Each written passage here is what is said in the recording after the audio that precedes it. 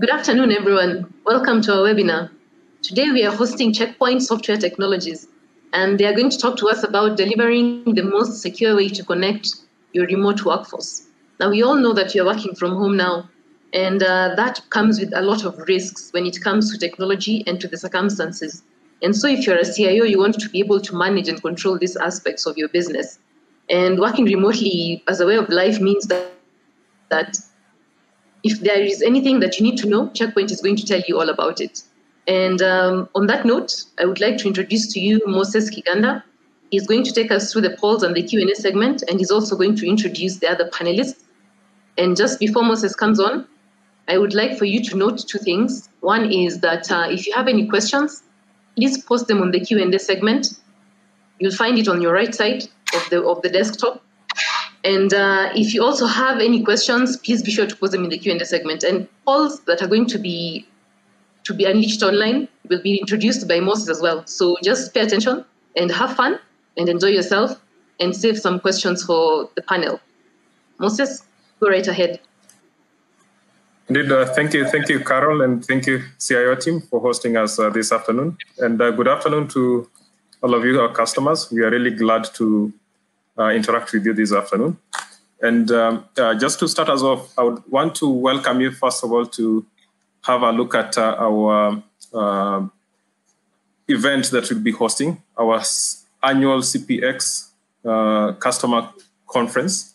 So if you look at the first screen, there's a link there where you can log in and register. The event is scheduled for next week. It's a global event running from 23rd to 24th of February. This is our premier cybersecurity event. So we look forward to hosting you again next week. Indeed, for us, our logo and mantra is, it's a new world and new opportunities for us all. And we believe, indeed, as our customers, you have, the year 2021 brings new opportunities for us to all, take advantage of. So just to give you an idea of as a company, what is our strategy for the year? Again, as Checkpoint, we are driven by our customer requirements and needs. So whatever strategies that we come up with are driven by the needs that we get from our customers. And one of the key questions that we keep hearing across customers globally is, our customers need more security. And the best way we respond to that request from our customers is by ensuring that we provide the best prevention solutions to our customers. This has been our key ethos for many years now, and we continue to lead by providing best prevention across all our products. The other key need that we keep hearing from our customers is they want simplicity, their solutions simplified, how they consume security, they want it simplified, how they manage it, how they control it. And as Checkpoint, we continue investing a lot in our solutions using many technologies, including artificial intelligence, machine learning, just to ensure we deliver the best of breed in the industry. And this, we continue to lead even with our gold standard management solution that we provide to our customers. And the other key need that we get to hear a lot from our customers is they want integrated solutions and more or less consolidated solutions. And again, as Checkpoint, we continue to lead in this space by ensuring that our consolidated platform, what we call Infinity Architecture, which brings all our solutions from the various attack vectors, be it network, mobile, endpoint, IoT, cloud, all feed into our integrated or consolidated Infinity Architecture, ensuring that we have a shared intelligence across all this. So again, these are the three key things that are driving our solutions. This is what we will be focusing on even as we speak about a remote workforce today. How are our solutions speaking to these three key pillars or three key principles that we hear a lot from our customers? And maybe just to go to the topic of the day, we hear a lot about remote working. This has become indeed the norm. And just to share some quotes from some of the industry leaders, VP for Gartner here, George Penn, we see him emphasizing that indeed success in a hybrid work environment requires employers to move beyond viewing remote or hybrid environment as a temporary or short-term. If you read deep into that, it basically means remote working is here to stay. And as companies, we need then to prepare, to allow our remote workforce to continue working from wherever they are for a longer period to come. If you look at the VP from LinkedIn, more or less emphasizing again the importance of a remote workforce. Now that companies have built the framework and experience the cost and time savings associated with remote working, there's really no turning back from remote working. Again, another article from Harvard Business Review, we see that it touches a bit on work-life balance. So there's a need definitely as our employees work from home or work from anywhere per se, there's more need to ensure that there's a work-life balance, since this is the now norm, as we say. And just to introduce the Checkpoint team again that I will be taking us through this discussion today, we shall be focusing on how best to ensure that we safely secure our work from anywhere workforce that we have, and ensure that they actually access our applications and resources as organizations in a secure manner. And to lead us in this presentation or webinar is Okay. Apologies, first of all, for having a few technical difficulties. Quick introduction, my name is Eitan Siegel. Let me just quickly share our presentation. I have with me here today Oz Zieberman, and we're going to be talking about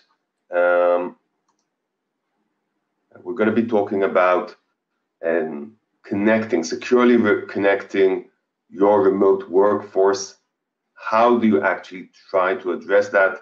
We're going to focus on Checkpoint's solution, our SASE or Secure Access Service Edge platform, and we'll get to that shortly. So with no further ado, what are we going to talk about? I'm going to talk a little bit about what's happening in the world, in your world, and hopefully that reflects a bit of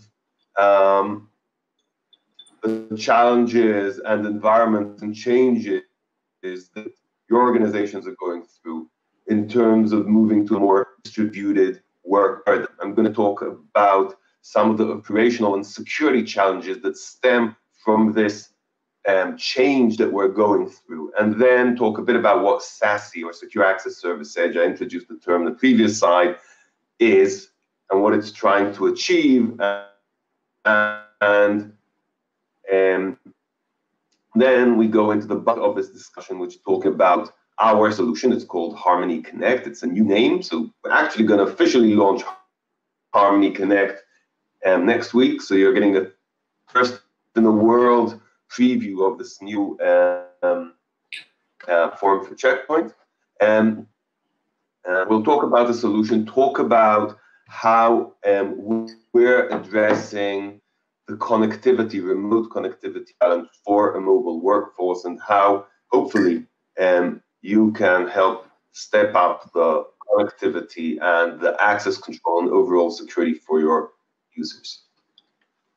And we'll have some demos in that, and we'll be going back and forth between O and myself during this presentation. So let's begin.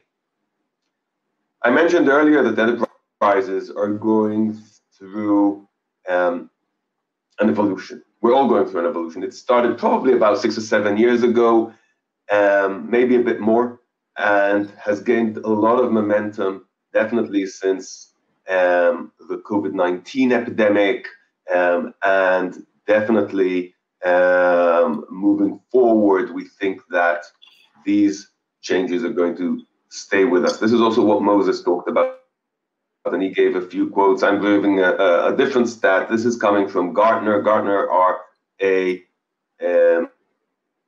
global analyst that I'm sure all of you know. We work very closely with Gartner. Gartner estimates that within 3 years, the shift due to the COVID-19 to remote workers, that is people who work from home more than 2 days a week, will be at least 30% worldwide. And in many industries, like our own industry and a lot of the information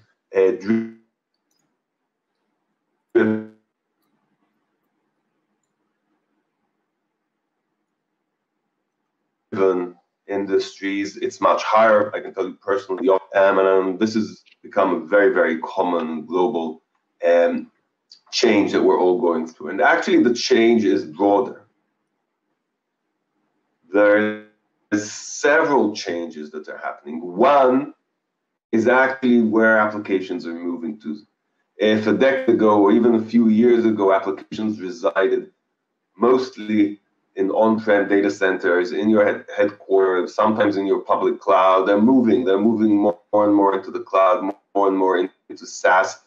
You need to give your users constant connectivity to the internet on one side of the equation, where that very concentrated IT system, where you had your systems and well-defined walls that you were controlling very well, has shifted to a much more distributed paradigm. The second element is the element of remote work that we've been talking about, and that's become huge. It's become huge because of the pandemic, but the change is much more fundamental, the change is strategic, and the change is very much here to stay also as this pandemic will subside. And that's very much, I think, a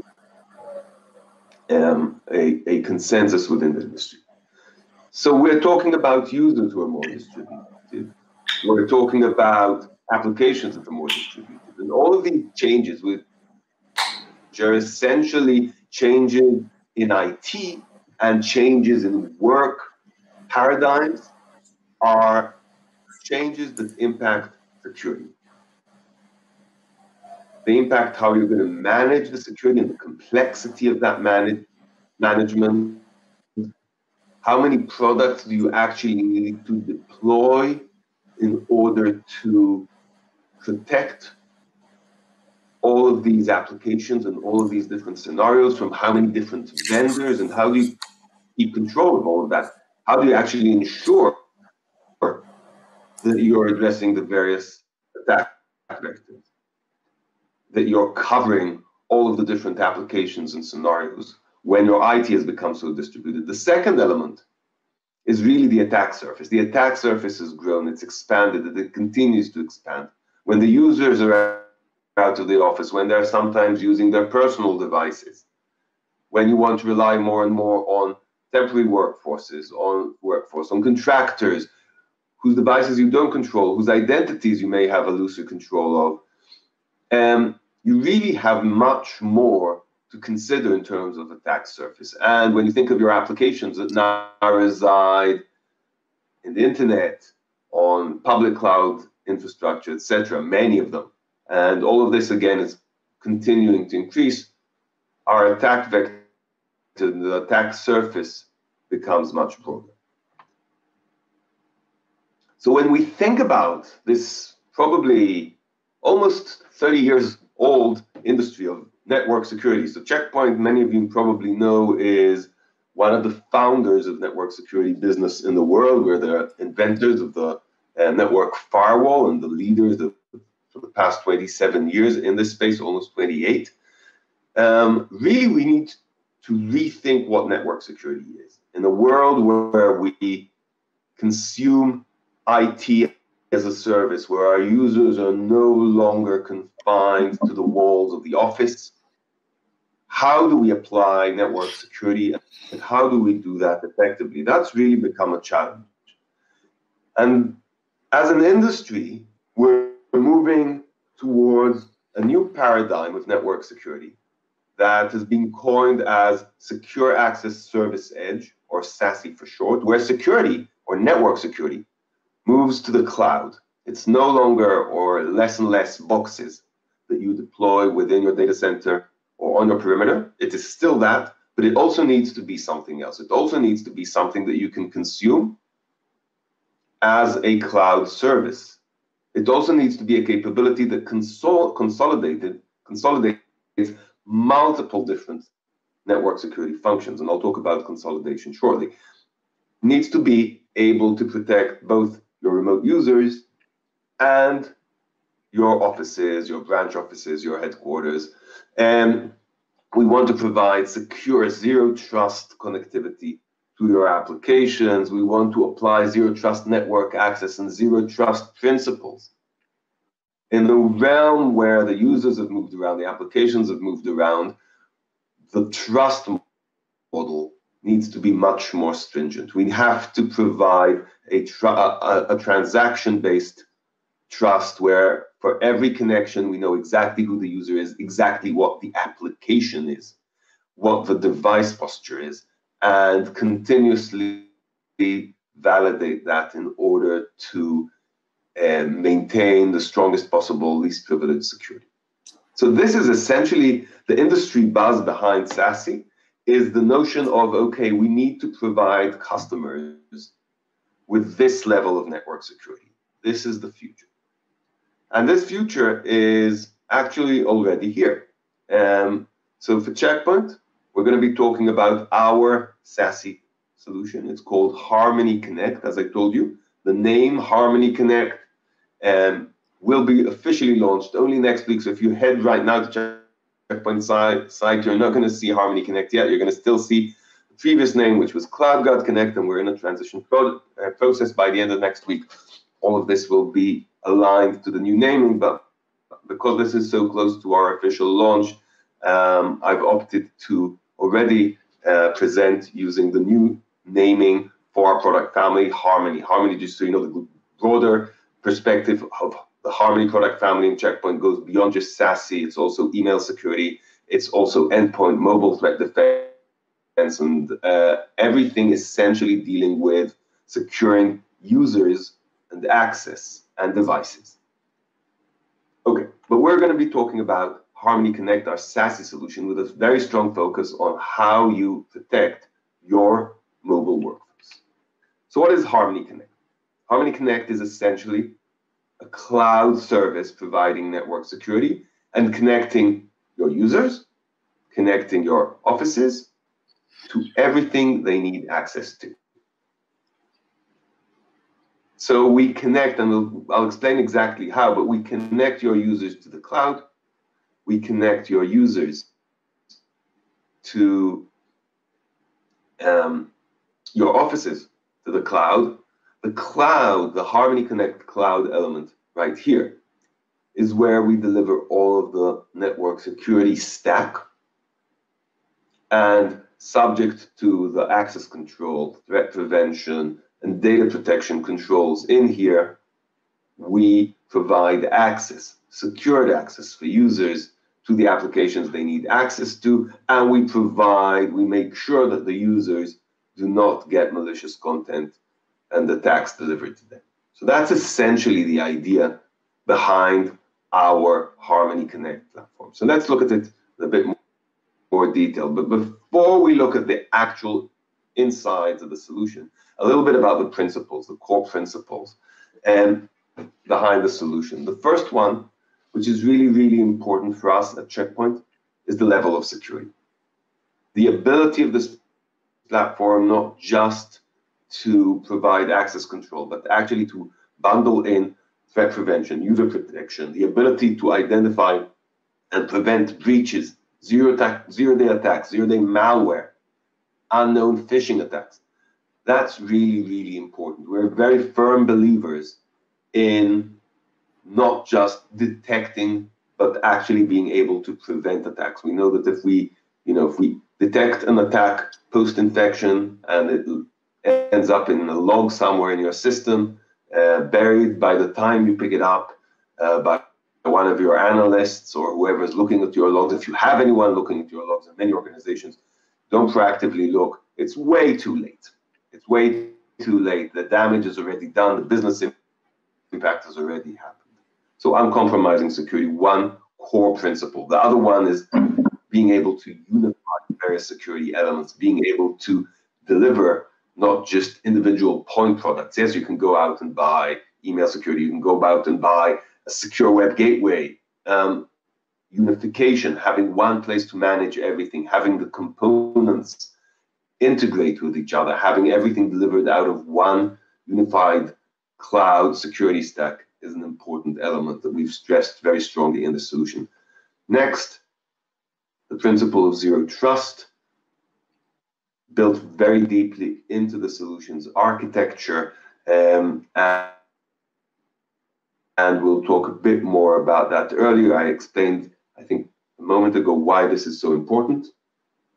And we'll continue to talk about that soon. Finally, the user experience, because we understand that any security system, no matter what security we deliver, has to be user-friendly. It has to be able to deliver the security you need without impacting user productivity. So these are the guideline principles and where we have put most of the focus into our solution and where we continue to focus on our solution. So back to this diagram, which shows us the overall solution, we're going to look at several aspects. First of all, what's inside the cloud. Unifying, I talked about unification, we're unifying 11 different security services. The browser protection, the next generation firewall, the advanced threat prevention. I'm not going to stop on each of these because we have a relatively short time, but a very considerable stack of network security capabilities with device posture and compliance, with data loss prevention, DLP. Most of these capabilities are coming from existing well-tested technologies that Check Point has been using and field proven by some of the largest corporations in the world, banks, governments, major enterprises, and within our network security and cloud security and endpoint security products for years. So they're very, very mature and well tested. Some of these technologies are new additions. We'll be talking about our Zero Trust Network Access, or ZTNA for short, which is actually coming to Check Point through an acquisition of a startup company called Odoo Security, an acquisition we completed about 4 or 5 months ago. And actually, always with me here today presenting was a co-founder and the CEO of that company. Now he's managing the SASE business for a Check Point. And many more elements in here that we've taken and built into the solution to provide a strong, consolidated threat prevention cloud. And when I talk about the ability to deliver threat prevention, two sides to that. One is to protect the users. We talk about users connecting. Obviously, when users connect, we need to protect them. They can be infected with malware. They can be subjected to phishing attacks. They can be exploited. We have our threat emulation sandbox, which is an industry-leading sandbox technology awarded by NSL Labs multiple times. We have threat extraction, totally unique in this space, and real-time content sanitization or content CDR technology, content disarm and reconstruction is the industry term for this, and very strong phishing protection capabilities, very strong IPS, intrusion prevention capabilities, and much more. The IPS is really, though, coming into play when we talk about the other side of the equation, because part of what this cloud is doing is facilitating connectivity into your corporate applications. And when we do so, we want to offer integrated network protections for those applications. Here, we're leveraging Check Point's IPS. Very, very, very strong, very mature, very agile technology. We're leveraging Check Point's very new web application firewall and web application and API protection platform. This is actually still in the process of being integrated and should be out in about 1 or 2 months. I'm very excited about that. That's totally industry leading in the space of zero trust network access and SASE, and strong identity protection. So those are the threat prevention elements. And next, I've talked about the principles. I've talked a bit about the threat prevention capabilities and what we've actually consolidated into the cloud. But what do you actually get in from this? What are the use cases that we address? And really, when you look at these kind of 6 elements at the top there, you can think of them as 2 key use cases. One is the remote access or private access, we call it here corporate access. All of your on-prem applications and networks which you want to offer remote access to. And the second one is when users go to the internet and SaaS, and there the focus needs to be on protecting the users from all the security perils that may impact them, but also preventing from data being exfiltrated into internet platforms. So both of these are covered by our cloud, and we're going to focus on each of them. We're going to start with the remote access scenario or the zero trust network access scenario. So with that, I'll hand over to Ol to walk us through a little bit about what we're doing in this space. Thank you, Eitan. Just let me know if you can hear me as well. Loud and clear. Great. So we wanted to start off by just showing you a few of the main use cases that we are seeing in a lot of enterprise today. And then of course there are many more, but I think those will be the main ones. So by offering this new type of connectivity model, the zero trust model, which offers a lot of agility and security in the same place, we see a lot of companies that are replacing their remote connectivity solutions, their remote VPNs, with a solution that is just more fitting to the way they do business today. If it's from the simplicity, the scalability, just supporting their agile needs in this dynamic and hybrid environments of today. So that is one very important aspect of it. Another one is the BYOD and contactors. So for that use case, we actually offer a clientless solution. So you don't need to have anything on the endpoint of the end users. So there again, the combination of the security and the ease of management, where you just don't have the clients themselves, offers a way to manage those scenarios in a very good way. And last one being around the cloud operations, or we call it DevOps and developers, but it's kind of a combination of what I said before. So as you can probably imagine, as we move to the cloud, our environments became much more agile, much more dynamic. Servers are getting up and down all the time automatically.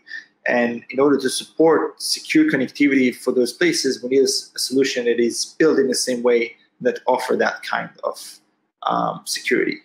And of course, there are many other use cases, but those are the main ones we are seeing today in the field. So getting back to where we were before, we now support, with the integration between Odo and Checkpoint, really a very easy way for connecting users to internal resources in a very secure manner. So in one sentence, we provide a zero trust or a clientless zero trust network access solution to provide a very simple and secure way for connecting users to internal resources, no matter where they reside. So you can have the hybrid environment managed in the same location. It doesn't matter if your applications are on a cloud environment like AWS or Azure or GCP or any other one, or on-premise. You can have everything in the same place.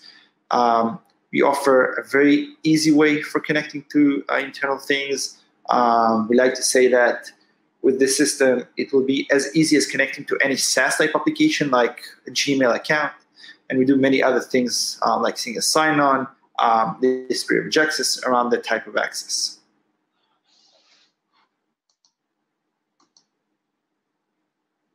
Now I want to talk a bit about the architecture to give you just a glimpse of what's happening in the background. So like what Eitan showed before, our cloud service is called Harmony Connect. It is built out of a lot of different points of presence that are spread out globally. And in the Harmony Connect part, the private access part, it is built out of two main components: the control plane. Eitan, you jumped one behind. Sorry about that. The control plane and the data plane. Those two components are completely separated from each other. So for security reasons, this is part of the zero trust architecture. And there are a lot of different security mechanisms around there. And then we got the users on the left-hand side. And like I mentioned before, it's completely clientless, so you don't need to install anything on the user's device in order to get the users onboarded. And then we got the data centers on the right-hand side. And then there can be a combination of cloud or on-premise environment. And again, everything can be managed in a central location. So it can be AWS, GCP, Azure, on-prem environment. Everything can be managed in the same place very conveniently. So we got, like I mentioned briefly, we got the users, we got data centers, and we got our cloud service in the middle where we provide access. So how does it work? In order to start working with the system, you deploy a very simple component that we call a connector. It's a lightweight software component, can run on any kind of Docker or a virtual machine in a very easy manner. It actually takes less than 5 minutes to get it up and running and setting up a new environment. So the system is very, very agile. The way it works is that it creates an outbound connection towards the nearest point of presence in our data plane. So no need for any inbound ports open, only one outbound connection going from the site toward the data plane.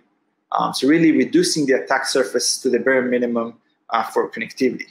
Then when a user tries to authenticate, he only accesses the control plane. So those components are completely separated. We understand who is the user. It can be credentials, multi-factor, and integration to one of the various identity providers like Okta or Azure AD or ADFS or Ping or OneLogin or really any one of the different kind. We understand who is the user and that he is an approved user. And then we present to him in his user portal a dashboard of the resources which he is allowed to access to.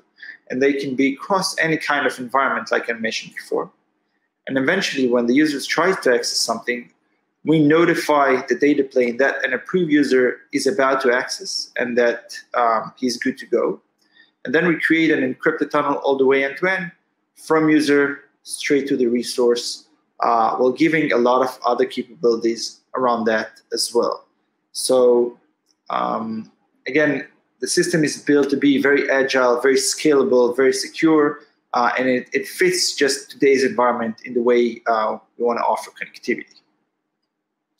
Now, with that being said, I want to show you a quick demo. So I'll stop sharing this screen. So this is the system from a user perspective who is authenticated. And of course, for demo purposes, my user is also an admin to the system. This is why I got this nice button here. And I also opened it in a different tab. And I'll just show you the complete picture between a user who's using the system and an admin who's managing the system very quickly so you can have an understanding of what's happening here in the background.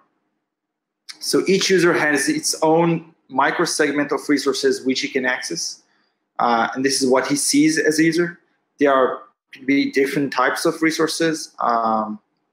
Different ones work slightly different. For example, web applications are pretty straightforward. You can access inside very fast. We can have single sign-on. Remote desktop type resources, so you can access your desktop or a Windows server over an RDP session. Again, very friendly, very nice. I know I can consume different things here and do whatever I want in the session. And we have many other capabilities around here in the background. What you're seeing in the end is very friendly, but there's a lot of technology and security behind what is happening here, but the user is never aware of that. So this is the experience, very friendly, very easy. Different type of resources can be in different locations. They can be in cloud environments, they can be internal environments, they can be in on-prem environments, they can be different type of resources. It can be web applications, they can be RDP-based, they can be SSH-based, they can be databases, and this is how the user sees them. Now, it's important to know that each user sees a completely different view of resources. So depending on the policy, depending on what group I'm part of, this is what I'm seeing as a user.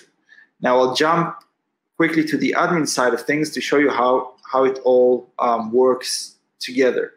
So as an admin, I got this, first of all, nice place where I can see my different sites spread out worldwide. So like I mentioned before, in order to have a new site, all I need is that component that we call a connector to deploy in each one of those environments in order to have connectivity.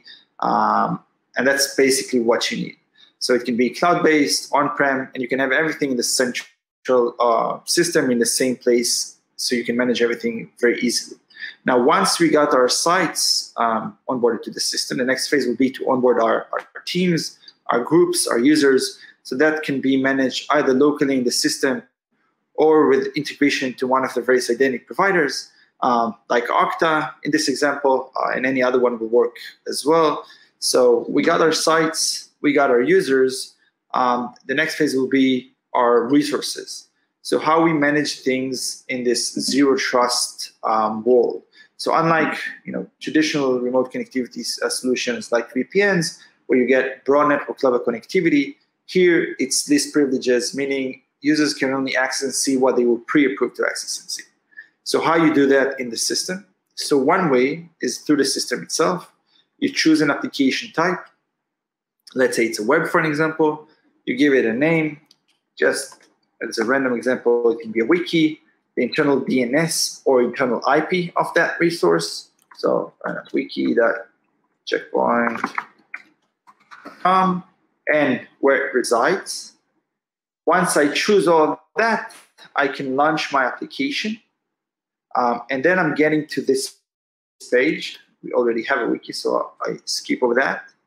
And this is what I'm seeing from the admin side of things. So I see the different groups of users who can access this resource. So for an example, my user, or Zilberman, is part of the GNA group. This is why I can see these wiki resources.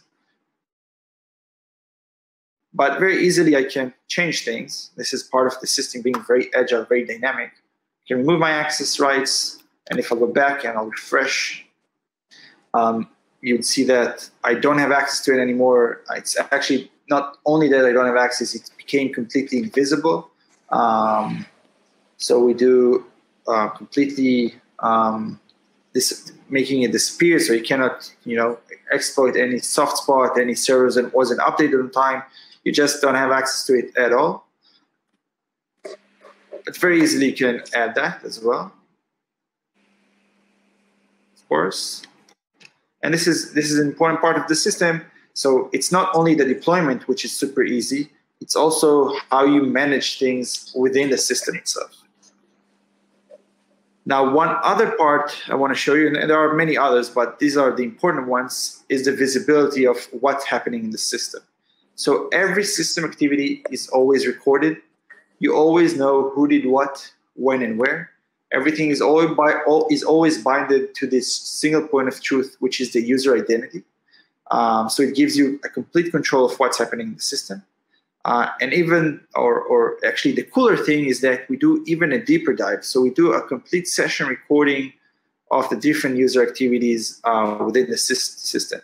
So if you remember the session I did just a few seconds ago, not sure if you can see that. Maybe I'll open this again, because it opened in a different screen.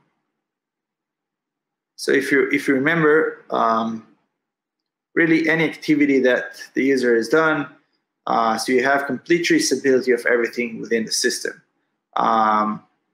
So you can always know who did what, when, and where. And for different type of resources, it's slightly different.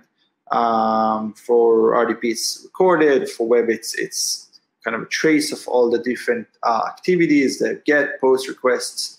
But this is basically the system. It combines kind of three very important things in our opinion. The first one being the management, the onboarding. So very easy deployment, very easy way to configure and change things. Second one being just the continuous management. So authentication, authorization, who can access what. And the last part is the visibility.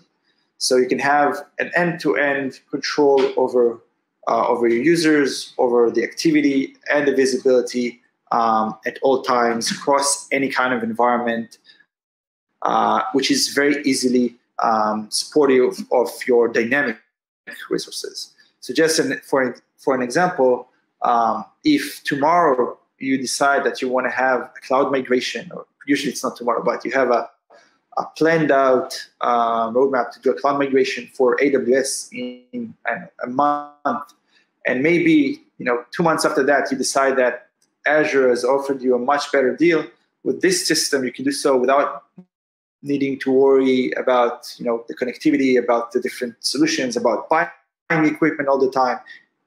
It's just very agile and supportive of that kind of agility that today's enterprises need. So with that being said, I'll stop sharing and I'll go back to the slides a bit. So, or as we wait for Ethan to come, maybe we can try and answer the first two questions that have been asked there by Amos. So the first question that Amos has put across is, how is Harmony Connect delivered, device or cloud? There goes the slides. So Harmony Connect is a cloud service being managed by us, so you don't need to do anything on your end. It comes as a service, so all the heavy lifting is being done on our side. What I have just showed you is the clientless way of accessing things, and it's just part of this larger thing. For if you want to have, for example, internet security, you can have a client-based solution. If you want to have security over branch offices, you need also some sort of a connectivity between your site and our cloud. There's different types of solutions, but what I just showed you is a complete clientless solution that is going through our cloud. And all you need to have is just one component in your data center, cloud or on-prem, to provide connectivity back to that environment. Good, Amos, I believe that answers it, but if you have a follow-up question on that, please, we encourage you to send the question. Definitely. Or there's a second question there. Mm-hmm. Amos want to know, how do you manage IAM in this environment? So we actually integrate with identity tools, like I mentioned. So we'll integrate with Azure AD or Okta or ADFS or Ping or any other one of the identity providers, and we will use that integration in order to build your policies in the system according to those identities groups that you already have there. So we will let you leverage your already existing identity solutions in the system itself. I'd like to talk a little bit about the other key use case that we facilitate with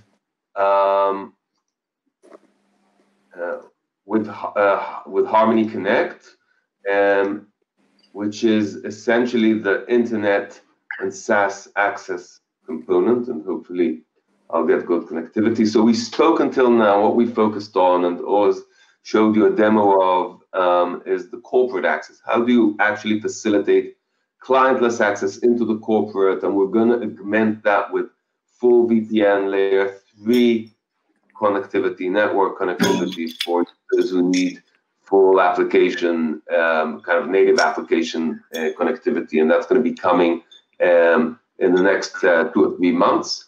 What I'd like to focus now is on another key use case, which is, what do you do for protecting your users when they're going into the internet and connecting to SaaS or connecting to websites? How do you control all of that? And essentially, what we see in the real world is the most attacks that hit organizations, that hit businesses, come somehow when people are working across the internet. They encounter phishing attacks, they encounter malware, they encounter browser exploits. And what we are doing with Harmony is essentially providing a way to securely connect your users and your offices, and we're not talking about that today, but you can also connect branch offices into the same cloud. How do we provide very secure protection and connection into there? And essentially the idea is to prove that we're leveraging Check Point's very strong capabilities for access control. We're leveraging our URL filtering, our application control over 8,400 applications mapped in the internet, millions of URLs categorized, and giving you very strict control over who can access what from your workforce. More importantly, being able to truly prevent users from downloading malicious content with our zero-day threat prevention that deploys our antivirus capabilities, our sandboxing capabilities, our anti-bot capabilities, and our IPS capabilities. And finally, our data protection, making sure that data will not be lost or not be shared with the internet unless, without your knowing, or at least that you will have control of data leaving the internet. All of this is facilitated in the cloud, and we've actually taken this a step further by combining internet-bound protection for users in two distinct layers, one in the cloud, the other in the browser itself. This is called Harmony Browse, and it comes in the form of a browser extension. It lets you run those same protections right within the browser, and it collaborates on the protection with the cloud. What this does is actually give us two layers of protection that work together. So if something can be secured within the browser, by the way, living in the browser means we don't need to deal with all the SSL inspection and rerouting user traffic, and we see the pages inside the browser as they're rendered. Very, very strong security, very user-friendly. But when we don't have that layer of protection in the browser, then we'll always mandate that the protection goes to the cloud. So we have about 7 minutes left. So just to quickly summarize, we've talked about Harmony Connect. We've looked at some of the guideline principles for Harmony Connect, what we're doing to address security, unification, zero trust, and user experience. And we've seen some really cool demos by Or, gone pretty heavily and deeply into the remote access scenario. And that's a new capability within Harmony Connect that we're very excited about. Let us know in the polls, what you think. Please share any questions you have in the Q&A, and we can take it from there. So thank you, Eitan, for that, and thank you, Or. Or, had you finished your part? Do you have any further follow-up use case or ideas that you can share around SASE and ZTNA? I think to sum it up, what it is important here is that the world is changing in one really short sentence, and we want to provide a solution that is just fits that agenda. If it's from security, if it's from agility, if it's from connectivity, and this is what we're doing with Harmony Connect. And it's something that we as Checkpoint are investing a lot of time and effort into that area, and it's going to expand more and more in the next few months and years to come. And eventually, kind of like what you said, Moses, in the beginning, our idea is to consolidate a lot of solutions into one very easy-to-use product from the cloud. This is our mission, and the main part of it is making customers happy with one solution to kind of rule them all. So that's kind of to summarize what we were trying to say here. Okay, thank you, Or. So again, our customers, we want to encourage you that this is not the end of really the presentation that we're having. This is just the beginning. And for us is really to share this information out there. We have a whole team of us here, across East Africa, covering you, serving you as customers. So we would want to take even this conversation to the next level, where we shall actually be reaching out to you to see what areas you'd want to have more information on. How specific is it to your environment? And even there, we can now dive further into it and discuss if where demos are needed, we can set up the demos. Where POCs would be necessary, then you can even go to that level. And I mean, the whole idea is, as the quotes that I shared earlier, and my apologies, technology failed me for a bit, that indeed this remote working is here to stay. So it's for us to ensure that our organizations are enabling our employees to serve us better from an organization perspective. So indeed, we are grateful that you've been able to join us. But I will leave. I want to ask Eitan if you have any closing remarks. I know we have about 4 minutes. If you have any closing remarks. First of all, I want to apologize for all the technical hiccups I had during this session, but looks like I'm finally back with vigor.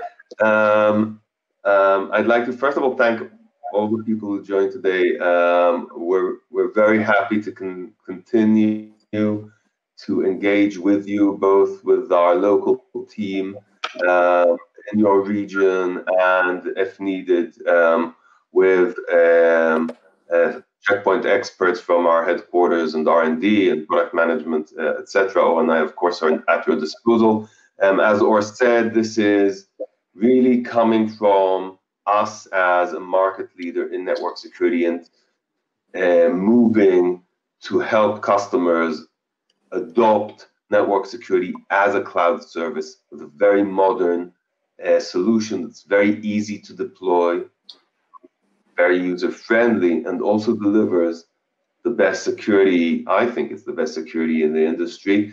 If you're interested, if you have a use case for that, approach your Checkpoint representative. We can help you with a POC.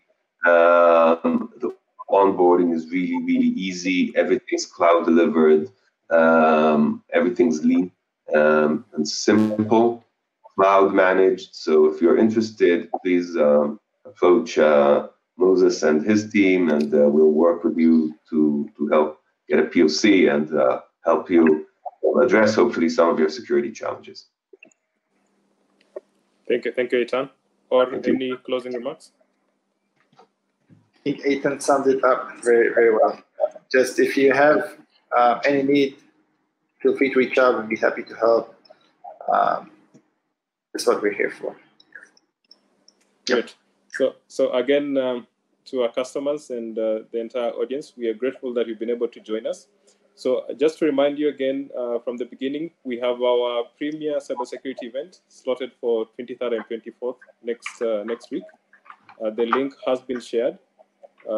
We encourage you to plan to join us. It will be starting in the afternoon. I mean, at least you will have a better chance to catch at least 1 or 2 of the key sessions that will be running. So again, we are really grateful, and we should be reaching out to you soon. And yeah, we are glad to serve you.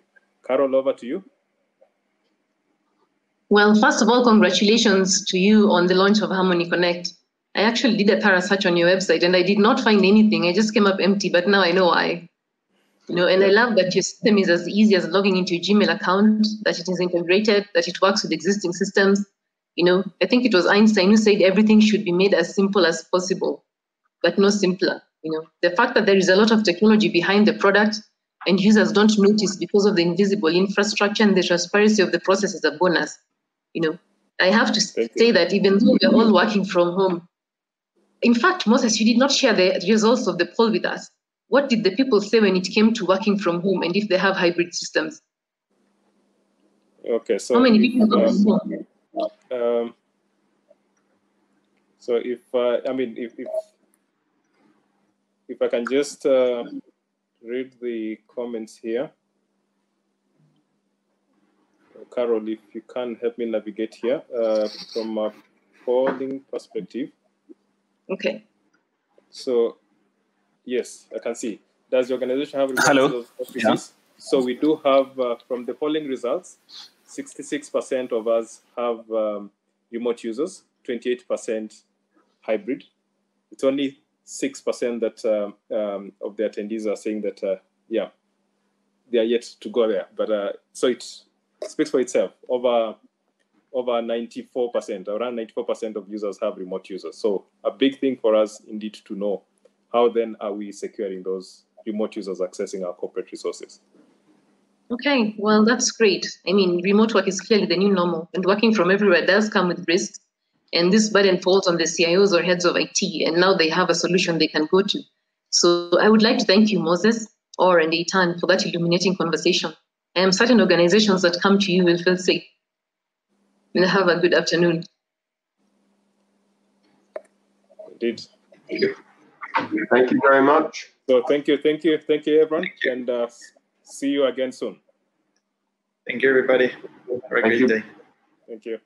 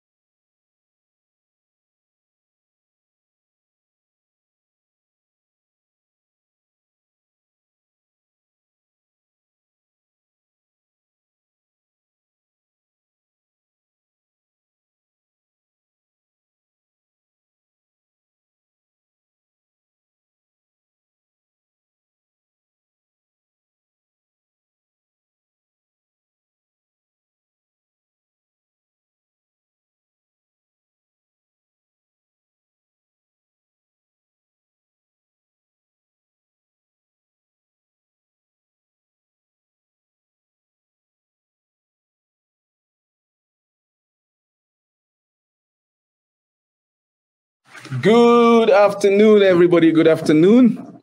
Welcome to yet another webinar from CIO and supported by Aptiva, Coop, and SecureWorks. And this afternoon, we'll be talking about cybersecurity, and the topic is actually cybersecurity beyond SIM. My name is Hari Hare, for those who we haven't met or who don't know me. And I am the publisher at CIO East Africa. I will introduce my panelists a bit later, but for now, just some quick housekeeping rules. So as usual, we have our chat function. So please say hi, drop a note there and say, hey, Harry, how are you doing? It's a long time since we met. The pandemic has kept us, apart for so long. So say hi when you get a moment. So there's a chat function there. Please use it. Let's discuss. Let's say share knowledge. There's also a Q&A button on the Q&A. That's where the questions will be. So if you have a burning question, please go to the Q&A tab and drop your question there. We want to be able to have this session as interactive as possible. So please ask your questions. No question should never be answered. So since you are logged in, make sure you ask your question so that we can answer your question. I see Dr. Yasin Mshana there. Dr. Mshana, karibu sana. Nice to see you. I see Mesfin. Thank you, Mesfin, for joining. Mesfin, all the way from Addis. That's great, man. That's great. Thank you so much, guys, for joining in. So without any further ado, I want to introduce my two speakers. So first we have Gopan. I won't even try to pronounce his second name, but I'm sure you've read about it. You've read his second name, but we will ask him to just give us a hint of how to pronounce it. But Gopan is a senior solutions manager responsible for Middle East and Africa at SecureWorks. Gopan has been in this space for over 16 years, so tons and tons of experience. And Gopan will be taking us through a presentation on he'll make the bulk of the presentation before we go into our Q&A. And together with Gopan is my friend, brother from another mother, Pramod. Pramod works for Aptiva, and Aptiva has been trying to connect all these dots between global players within the cybersecurity space, and also within the IT space in providing solutions for different organizations. But Pramod sits in India, but Aptiva is a global company, and he's the director there, responsible for the team that sits in India and does all the heavy lifting in India. But he'll tell you about himself. He's a good guy. So when you see him, say hi to him if he happens to come to Kenya sometime soon. So thank you very much, everybody. So those are my two presenters today. And I'm really hoping that we'll have a good session, that we'll be able to exchange knowledge, we'll be able to learn. If you have any question, don't leave this room without asking it. Okay? So let's get all our questions answered. But just going back to the topic of the day, we've been talking about cybersecurity and the different things that are happening. Some of the biggest, threats that and compromises that have been happening. Banks have been hit. Corporate organizations have been hit. So how do we protect our organizations? And the best way to protect is first to actually have a system where you can at least know that somebody is trying to get into your systems. Yeah, because a lot of the time what happens is that you've been hit when you already been hit and guys are gone. So how do we detect that there's some people who are trying to do something to our systems, or somebody is knocking at our door. And how do we manage that whole process? That's basically the content of this webinar today. And I'm really excited to have these two gentlemen, because they live this stuff. So without any further ado, I will invite Gopan to take us through his presentation. And please, as I said, you have your Q&A button there. Drop your questions there. There's a handout section there also, so you'll see all these presentations there. So Gopan, the floor is yours. Thanks, Harry. That was a good intro. Hello, everyone. First of all, thanks for joining. My name is Gopan. Let me attempt at my second name, which is Shivashankaran. That's my second name. I've been working with SecureWorks for, I'll be getting onto my 8th year in next month. I'll be completing 7 years next month. So I was one of the first employees of SecureWorks in this region. Overall, I've been in security for over 16 years. So I've worked as a SOC analyst. I've worked as an implementation person. I've worked as architect. I've been in different roles. Currently, I lead the pre-sales team for SecureWorks in the Middle East, Turkey, and Africa. That's my current role. Now, the topic of the day is cybersecurity beyond SIM. So you may be wondering who is SecureWorks. So before that, so let me spend maybe a couple of minutes on who we are. So SecureWorks is the security arm of Dell Technologies. So we've been operational for 22 years. So we started in 1998. So we have been a pure play cybersecurity company. We got acquired by Dell in 2011. So we became Dell SecureWorks. Some of you would remember that name, Dell SecureWorks as such. And then in 2016, we went public again. We became SecureWorks, but with majority of the stakes owned by Dell. So we are one of those 7 companies part of Dell Technologies. Predominantly, we do managed security services. We've been doing that for many years. We have 4,100 clients globally whom we are doing security monitoring for. So these 4,100 clients are located in 59 countries. From these many companies, we collect about 400 billion events every single day. And what we do in a nutshell is to find the needle in the haystack. Right? So understanding what is that incident, that particular incident that matters out of those millions of events which would come onto the platform. So that's what we do in the nutshell. I'll get into details in the coming slides, but my presentation is more on the overall approach organization should be taking in terms of SOC, in terms of security monitoring, in terms of threat detection. I would put it that way. And then towards the end, we'll talk a little bit more on specific to SecureWorks. But I would try to keep it very much of a thought leadership kind of a session with that kind of a theme. So you may feel free to ask questions during the session. We will be monitoring the chat. Let me start with there is a poll. So let's do that first. So if you can do that, that's the first one. We'll be having few more polls during the screen. From a security operations center challenge perspective, we can talk about number of challenges. So I've listed down 3 here. So the number one challenge I would see is visibility, or I would say lack of visibility. Right. So you're not sure what is happening within your organization. How do we make sure that we have a very good understanding of what is happening on my endpoints, what is happening on my network, what is happening with other parts of my applications, my database? Am I very sure that no threat actor is present inside my network? How do I ensure that? So lack of visibility is the biggest challenge. I sit in front of CISOs, CIOs, ask questions. So gone are the days when people really bring you down.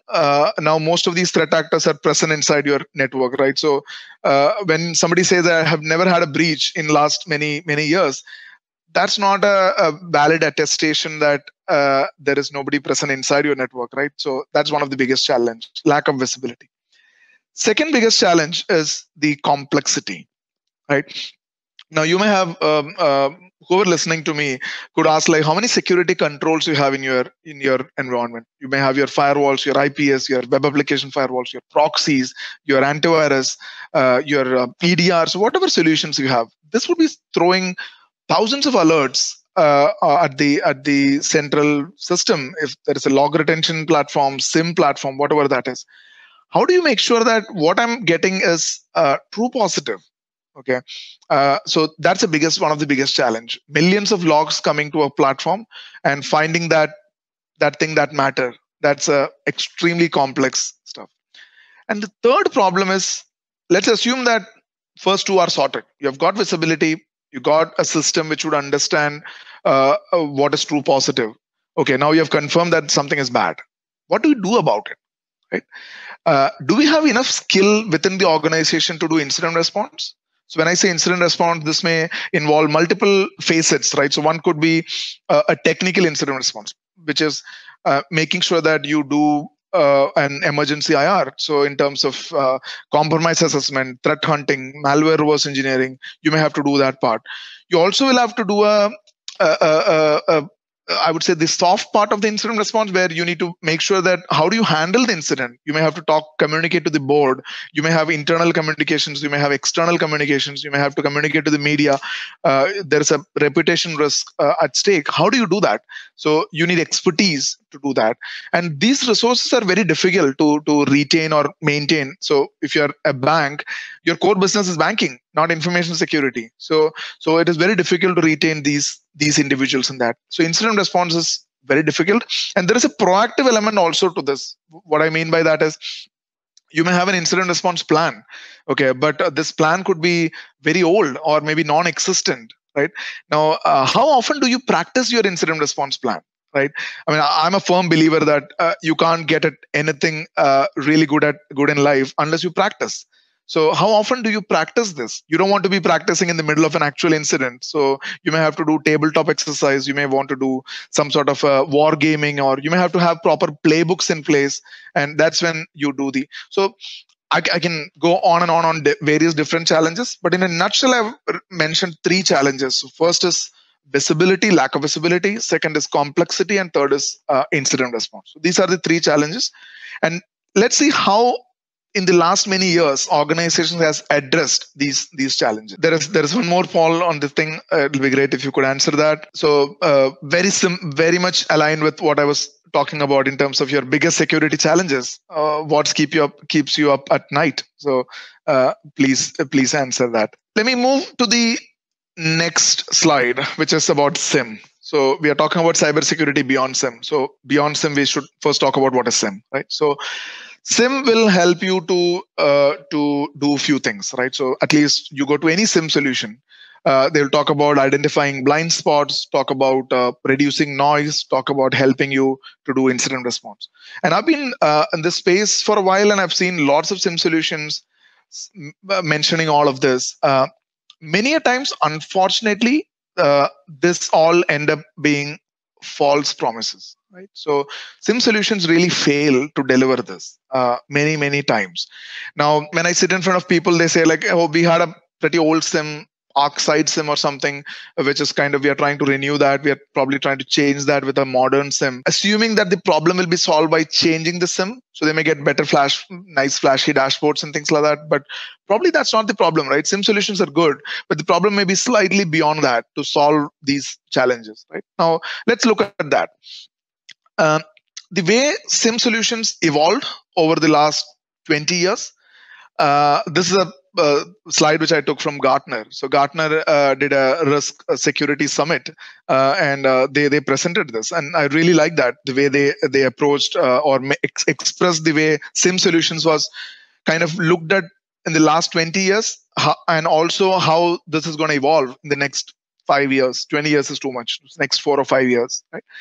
Now, if you look at the left part, so in early 2000s, they talk about security event management, security information management, SEM and SIM and all, and then combined to SIEM, security information event management in 2005 timeframe. And in the last probably few years, maybe I would say 3 to 4 years, we have seen serious amount of improvements on that space, be it SOAR capabilities, be it UEBA capabilities, behavior analytics kind of capabilities, be it a common data lake and apply correlations onto a data lake, apply. There are lots of tools available, right? The Hadoops and Kafkas and all that. So this is the way it was kind of evolving over the last many years. And today we are at a very important junction, right? So XDR as the terminology evolved now in 2020. And from here, the way now every vendor is talking about XDR, right? So the way it's going to evolve in the next few years, the way Gartner has shown 3 different directions, right? So many of these vendors will encroach extinction. So some of the old SIM platforms, they may not be good for use in some time. So they are not doing enough developments. So that could probably go in that mode.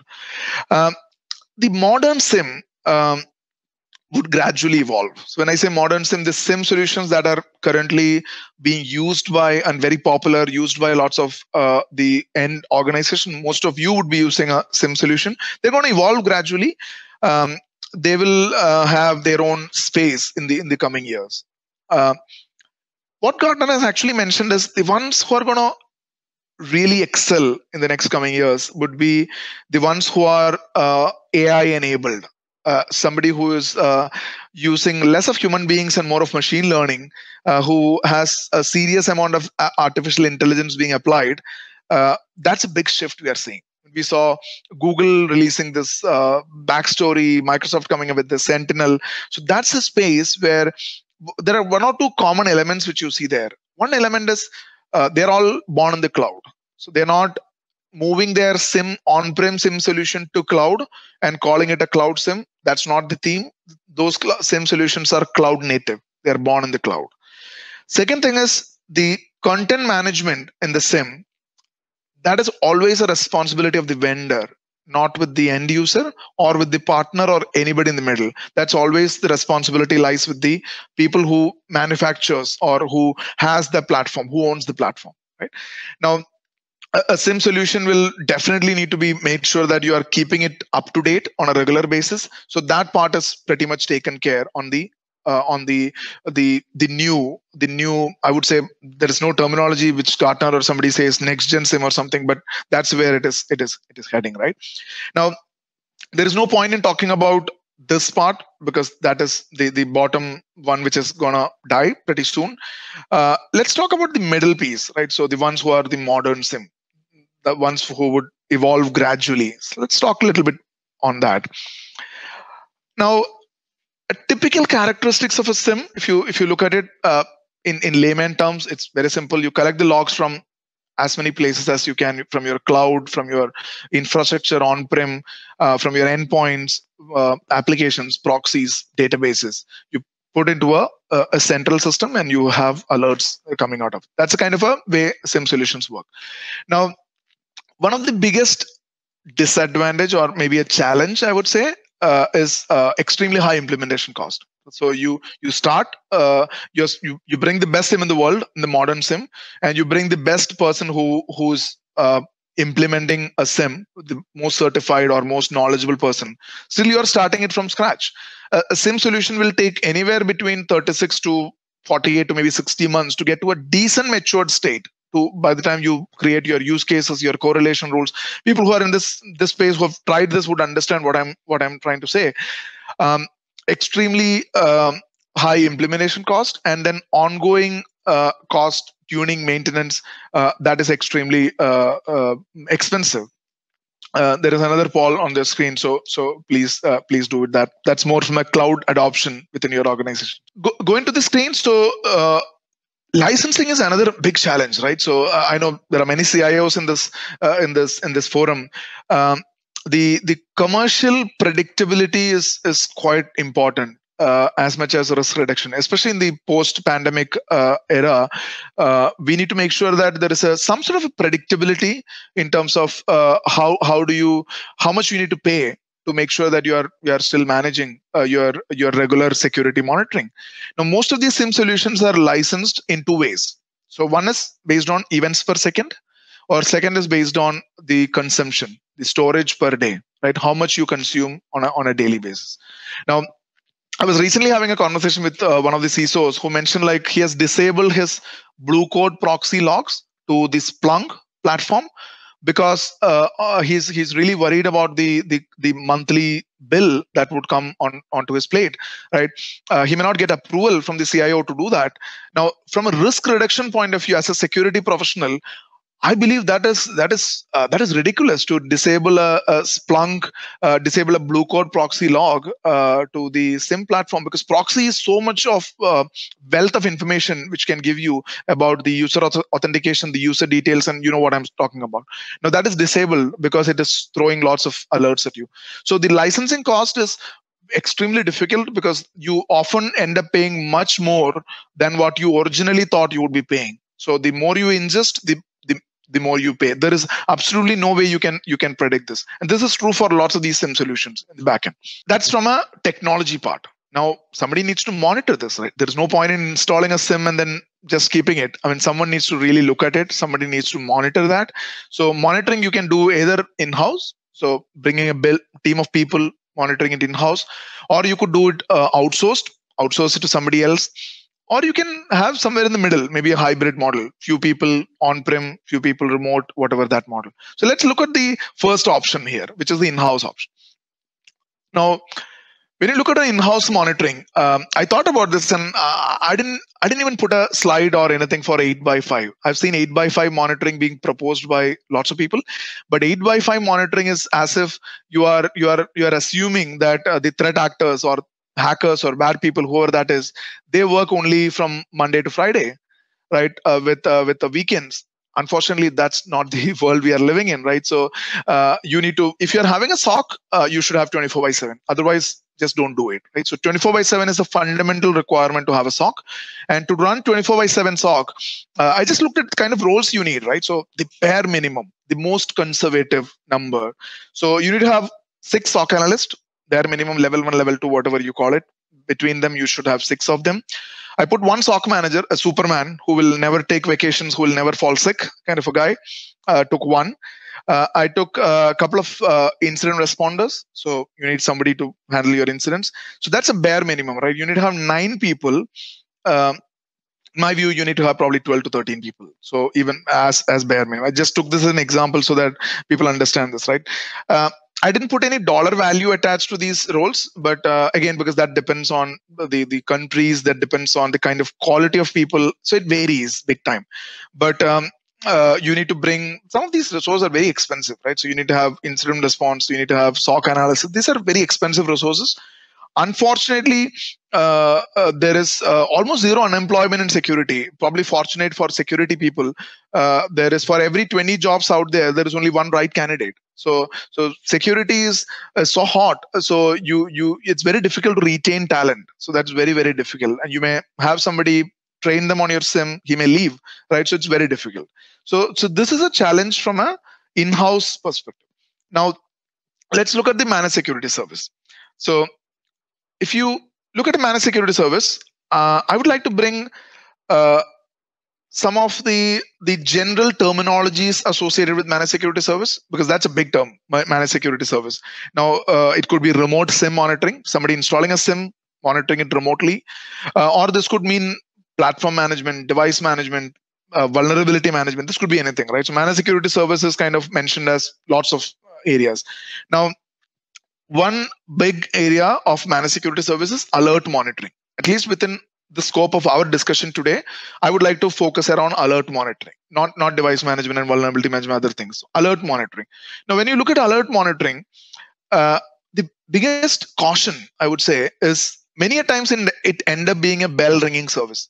Hello, Mr. Customer, there is a problem. Now here you go. And informing the client that there is an issue. Now, what do you do with this? Where is the context? Okay. Many a times there is no investigation. So absolutely no investigation. So they have an SLA to meet within 15 minutes, 10 minutes, 5 minutes, whatever the SLA is. They need to inform to the client that there is a problem. And this problem could be false positive or true positive. There is no validation. So there is no SLA that we will be raising only true positive alerts. No, there is no SLA on that, right? Now, there is a lack of investigation. That's a big challenge. The Other challenges is there is no incident response, no threat hunting. These are not provided as a mandatory component as part of the managed security service provider. These are very much optional. So when you see RFPs which talk about incident response being optional, I generally try to include incident response in almost everything I respond to, because incident response is so core to do this. Same thing with threat hunting. Unless you proactively look for what you're looking and still waiting for the alerts, that may not be the right approach. So this is a kind of a caution for managed security service. Other important thing is the quality of the MSSP. So I mentioned about the resources. Now, this is absolutely applicable to MSSPs also, right? So I took an example of a NIST. I mean, you can take any framework, but I took NIST as an example from identification to recovery. You may have the first MSSP good at first three areas, somebody else good at the middle piece, somebody else good at somewhere else. So how do you make sure that which MSSP would you choose? I mean, I'm talking representing a company who has been a leader in MSSP for probably 11 years now in Gartner and Forrester and all that, right? So, but as an end customer, how do you ensure that, how do you pick the right MSSP? How do you make sure that there is a right quality? And these are all challenges, but I'm going to talk about even further challenge, right? Which is accountability, right? Now, when there is a breach, the MSSP can always say that, Mr. Customer, we didn't alert you because we didn't receive the log. So we didn't receive logs. We cannot do magic. We didn't receive log because you didn't have good controls in place, right? Now that accountability will fall back on the customer, right? Now the logs is a very important thing. I didn't receive logs because I didn't have interception. So because you didn't have good security controls in place. Now threat actors are becoming smarter and smarter. They are bypassing the traditional security controls. So no logs are present. How do you deal with this, right? Now, this is where I just want to talk about the pyramid of pain, right? So probably you would have seen this, how easy it is for a threat actor to bypass a security control, right? So if you go from bottom up, you look at IP address and hash values, and very easy, very easy for threat actor to change that. So it is very difficult for us to so we can easily include an IP address, but very difficult for us to detect because they can easily change that. You go further up, talk about domain names. Further up, you talk about network and host artifacts. So we could talk about telemetry, right? What we collect from the host. Okay. Now, so probably this could be registry modifications, file modifications, lateral movements, privilege escalations, those kind of things. Okay. I'll come to that in a second. But if you go further up, there is something we call as TTPs, which is tactics, techniques, and procedures, right? Now, this is, if you really look at a breach or any mishap, okay, you look at fundamental questions, which are when you do a root cause analysis, you ask fundamental questions. Question is, hey, what did happen? When did this happen? How did this happen? Where did this happen? Those questions. But there are two questions which are very difficult to answer. So first question is why? Why did this happen? What is the motive behind this? Is it a financial reason, financial crime? Is it nation state? Is it politically sponsored or something? What exactly is the reason? So why? That is a very important question. And second is who? Who are the people behind this? Right? Now, these two questions, to answer these two questions, you need to have a very good security research team. Now, when you are, I'm sure you could be already working with some of the current providers. So you'll have to ask them, how good is your security research organization? Right? So how are they getting their security research? Very important to understand that. Right? Now, coming back to the artifacts, that's what I meant by artifacts, right? So the amount of information you should have to have a fundamental, to do things like threat hunting, you need to have that level of information. Is your current security control providing that level of information to your managed security service provider or to your own SOC? It's worthwhile to ask that, right? So whether you have that level of visibility onto your endpoint. And that's how the MSS start evolving, right? So in the past, it used to be very much like a compliance driven. So I've heard people many years ago talking about, I'm less worried about hackers. I'm more worried about auditors. Auditors will come and ask me for compliance reports, right? So, but those days are slowly fading away. And now we talk about log retention, remote SIM monitoring, security alert monitoring, that kind of a thing. But then the market is further moving. So where you need a little bit more than that. So instead of just saying, Mr. Customer, there is a problem, you should also be able to be in a position where a customer would challenge you. And it's like, hey, you're saying there is a problem. Can you give me more context? Give me contextual insights. Have you validated this before informing me that there is a problem, right? is incident response and threat hunting part of this?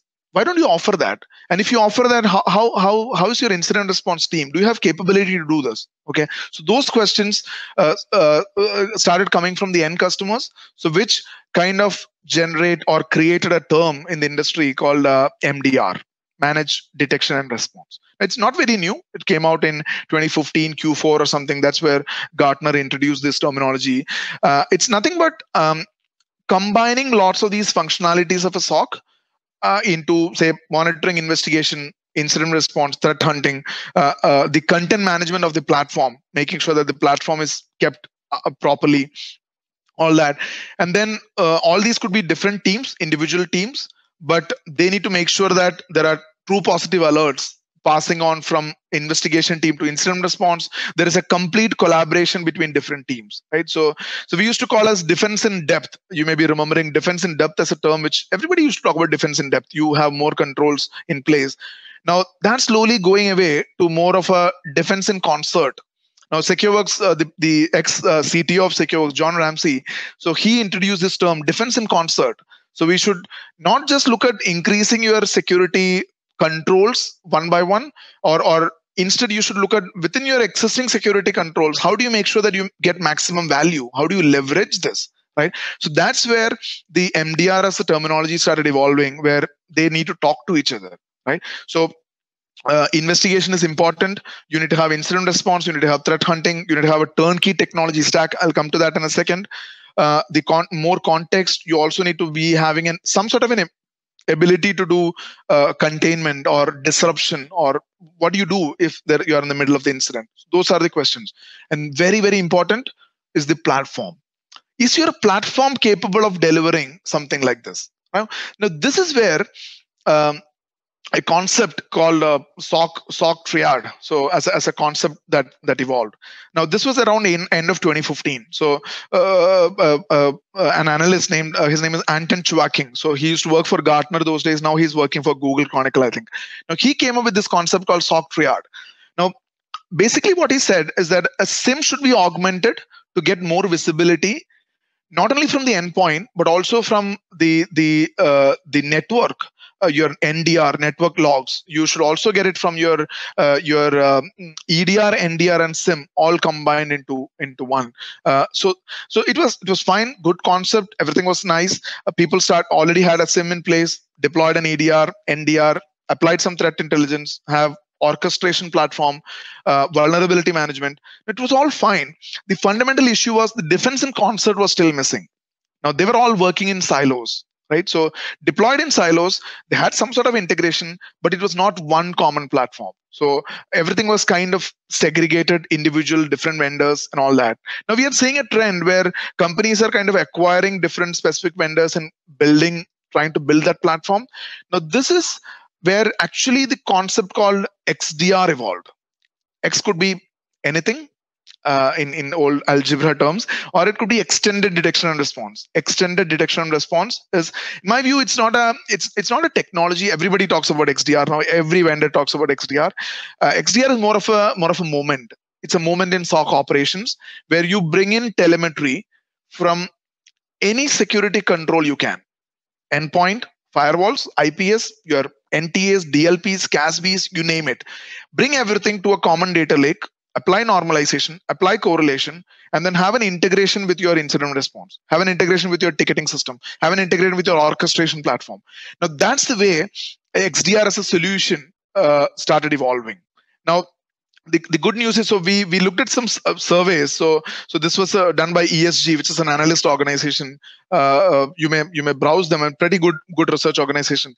And they came up with why you need to look at an XDR. So they said, like, it's a simplified visualization of complex attacks and understanding how they will proceed. So that is that. Advanced analytics that can detect and identify modern attacks. Automated response capability. These were the top parts. And there was another interesting question. There were lots of questions. I just took two here. Another interesting question was that, are you willing to replace your existing controls with an XDR? Now this is where majority of the people, I mean, half of the people said like, yes, we are willing. And another half said like, maybe we need to prove. So we need to see we need to be convinced that this is the way forward. And very, very small percentage said we are not sure and we may not want to do that. Right now, this is encouraging. Now, why it is encouraging is because there are too many vendors out there who in security. I think there are about 78 security tools per organization. That's an average, right? So this could be in different places. Now, this is you may be in a situation where you do not know which one to choose for. Now, this is where the technology is converging, right? So I'll make sure that I give you enough time to ask questions. I'm getting to the end part of my presentation. This is where the technology is converging, right? So if you remember the Gartner adaptive methodology, adaptive security framework, it used to have predict, detect, prevent, response. So those 4 pillars, and that's kind of we used to have lots of security controls, right? EPPs and EDRs and vulnerability management and everything. And over the time, we see all of that kind of converging the market into smaller buckets where you have predict, prevent, detect, and respond. Pretty much all of this, right? Now, threat detection response, TDR, is one area. XDR is an area where extended detection and response, and next gen SIM. So we don't have, unfortunately, a Forrester Wave or a Gartner Magic Quadrant or anything on any of these lines, but that's where kind of the industry is moving. And what I really want to introduce here is the SecureWorks platform. Now, SecureWorks created a platform we called as Stages XDR, purely looking at 3 areas. So if you remember the first slide which I presented, so that is the way we looked at it, right? So what are the fundamental challenges a SOC would face? Now, this platform was created by security, our SOC team to help the SOC. So created by the SOC team to help the SOC, kind of a thing, to do detection, investigation, and response. So we can talk more on the platform in further sessions and all that, but I just want to make sure that that's a platform which we build, which would be making sure that we have a extended detection and response, where with almost all the problems which I mentioned in the past, things like simplified licensing cost, we made it extremely simple, making sure that we leverage the existing investments the client is making by using some of the existing investments, whether it is your firewalls or EDRs or those kind of things. So we make sure that those things are completed properly. And in addition to that, we also did something which I really like, because if you look at 15 years ago or 20 years ago, vulnerability management was one of the biggest challenge any organization faced. And today, if you ask a CISO, still it is one of the biggest problems, right? Although it may sound very simple, vulnerability management is an extremely complex problem. And we looked at, we have a solution and basically a platform which will do 4 things, right? So one is discover your assets. How many assets you have within your organization? Second is do the vulnerability scanning. So once you get the vulnerabilities, say 17,000 vulnerabilities, how do you make sure that which ones do you need to patch today? You need to have a prioritization. So vulnerability prioritization. And then a remediation plan on, hey, if I make these 5 patches, this will solve my 230 vulnerabilities, which are critical to me as an organization, based on my asset criticality, based on my, I don't want to go into details, but so this is pretty close. I mean, because I feel like this will add so much of value, because you need to understand what your weakness is before you put a shield in front. You need to understand where your weakness is. So vulnerability management is extremely crucial, right? Now, I would ask, like, you may always think like, is SIM getting over? Okay, I won't say SIM is not over. So era of SIM is not over. So that's not the case. But majority of a standard requirement can be addressed using XDR. So you may still need a SIM for your business and IT analytics and complex business use cases. You may still need that. But majority of your threat detection use cases, your threat detection scenarios, when I talk about your EDRs and all of that, your XDR platform will be a pretty good choice. My last slide before we get to questions is, if you want to take away something from this presentation, I've put a few bullet points just to make your life easy, right? So the first one is you reevaluate your SIM. Your telemetry is important. SIM should not be just collecting some logs and throwing some alerts. It should be more than that. So are you collecting telemetry? Very, very important. Right? Second point which I want you to take away is, I've seen lots of EDR players saying that, hey, we are MDR. Now, EDR is not XDR. EDR is not MDR. EDR is just one part of the overall solution. I cannot say that I have my front door locked, but I've kept my back door and windows and everything open. I cannot feel secure inside. So I need to make sure that endpoint is just one entry point. I need to make sure that every other entry points are covered. I should still be monitoring my firewalls and my proxies and Active Directories and DNS and AVs and all of that. Very, very important, right? You need to look for improving your incident investigation maturity. So there should be a workflow in place. How do you investigate your incident? There should be some idea. You cannot have an MSSP taking care of everything 100%. That's a very false approach. So that's a third one which I want to say. Incident response threat hunting should be must have. So when RFPs are coming out, I would love to see incident response threat hunting included as must have, not as optional, because that is not optional anymore. Right? Reduce the attack surface by implementing an effective vulnerability management solution. Very, very important. Right? And last part, which I would say, keep the defense in concert. No more defense in depth, keep the defense in concert. You made an investment. How do we leverage the existing investment? How do you make sure that you're preparing for the future? I would say, because already this future is very near, right? So yeah, that's where it is. I'll leave it. It's time for questions. Thank you very much, Gopan.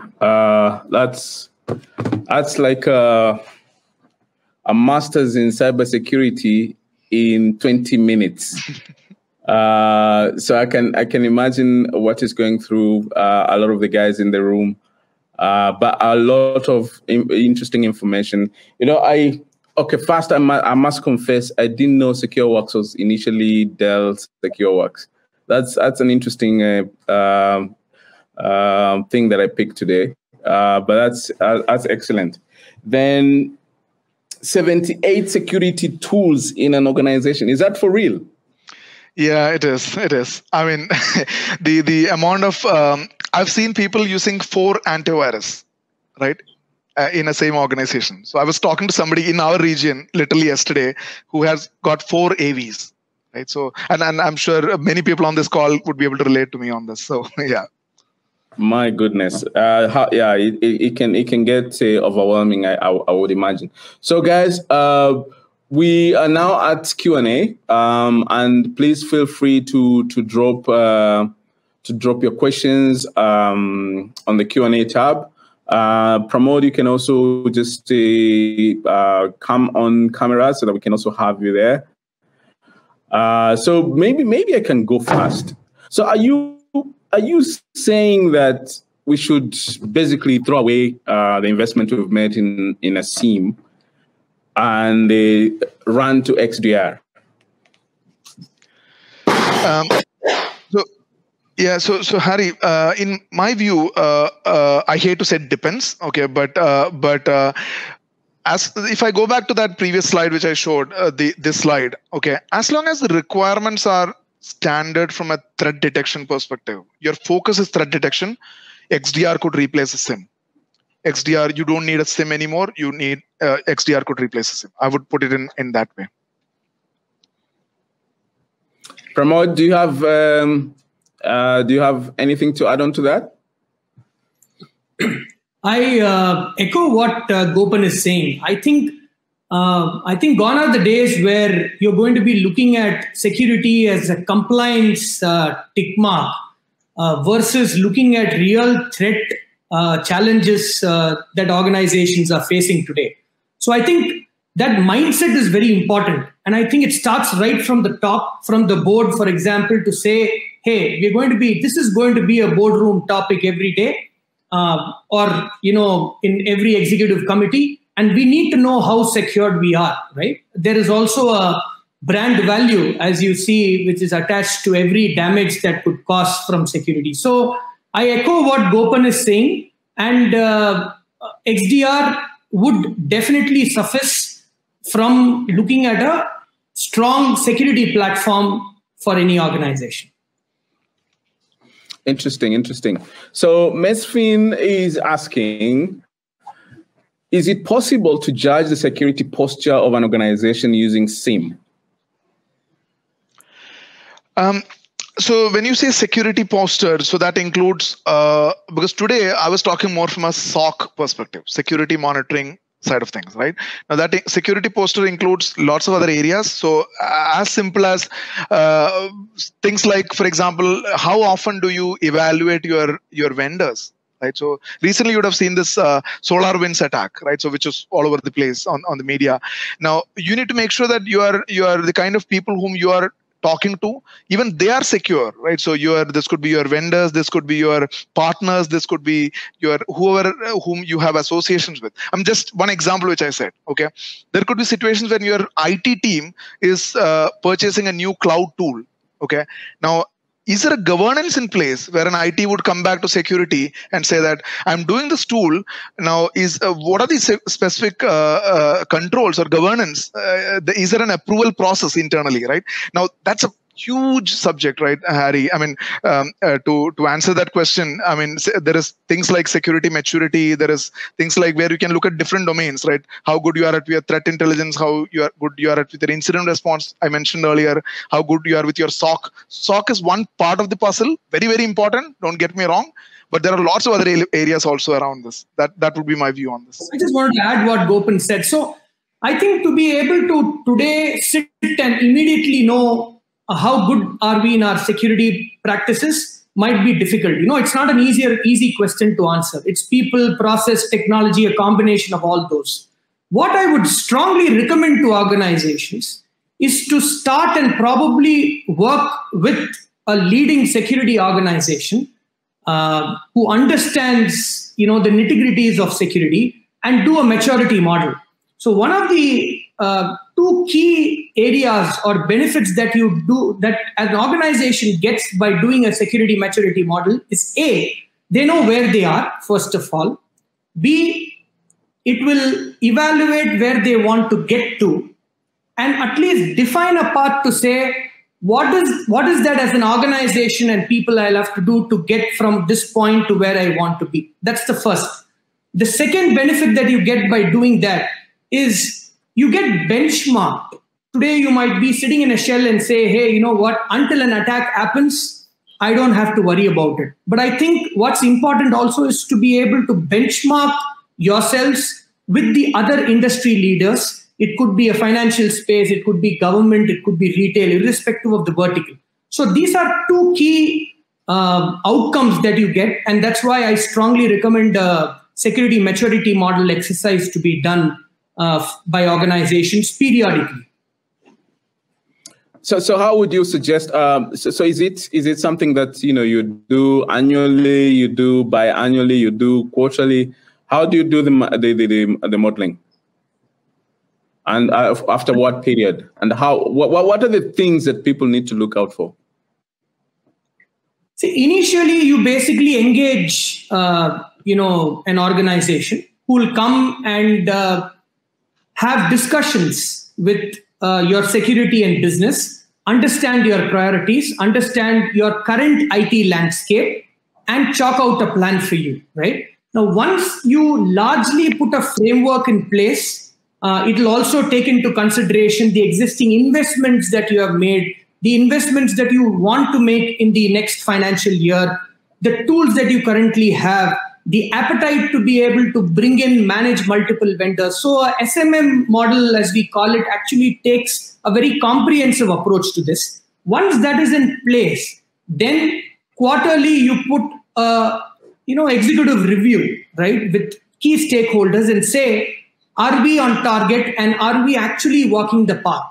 And many times, there could be a lot of changes, regulatory and business-wise, that might have pushed you to be able to basically take a deviation from what you have initially set forth. And that's absolutely fine. So then you go and redefine it based on the path and move ahead. So that's typically how you bring in a security maturity model in place, and then you navigate through the journey.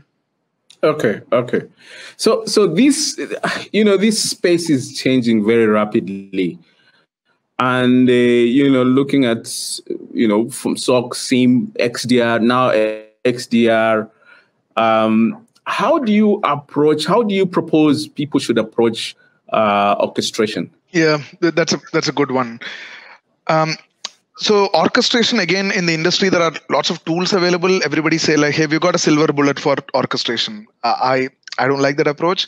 I like one statement which Bill Gates made recently last year, I think, where he said like, if something is working really well, you apply automation or orchestration to it, it will get better. Okay. Now imagine if something is working bad and you apply automation or orchestration on that, that'll be disaster. Right. Mm-hmm. So you need to make sure that you sort your things, sort your internal playbooks, and approach orchestration less as a tool and more as a consultative way of looking at orchestration. Right. So I would put orchestration as first you sort your SOC and things like playbooks and all that. I've got very, very mature clients. I've got a bank in Middle East whom I first met in 2014, and they are still a really, really good client of SecureWorks. And they took steps, one step at a time, right? So to Pramod's earlier point on the maturity, they understand now on where they used to be in 2014, April or May when I first met them versus where they are now, right? In terms of these steps they improved. And they got orchestration now in place. But before that, they had to go through various phases, right? So how good your playbooks are. Have you got your playbooks defined properly? Okay. It's there is some serious amount of work to be done before you deploy a tool. That's my view on orchestration. Pramod, do you have any additional comments?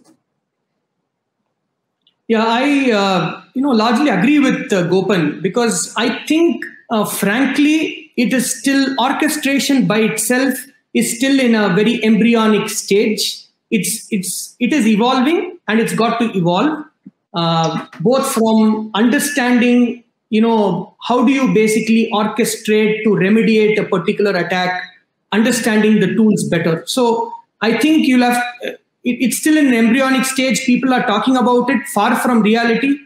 And we are currently working with some large financial institutions across 9 countries in Africa. And I think, these were questions that actually came up to us initially in our discussions. But I think sooner or later, they understood that they'll have to take it in a phased manner, not get too very excited on day one, ensure that you have a strong foundation in place, and then grow from there.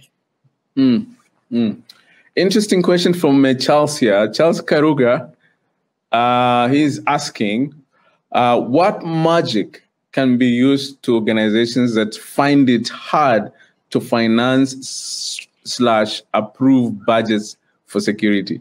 Do you have a magic option, perhaps? I don't. Pramod has. I'll let Pramod answer that.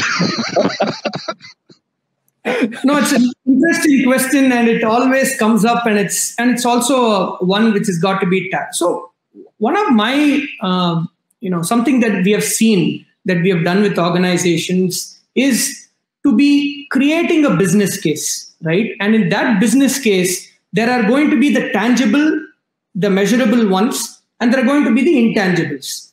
The intangibles are, very obvious, right? For example, what happens to customer experience if there is an attack and systems are down? What happens to my brand value?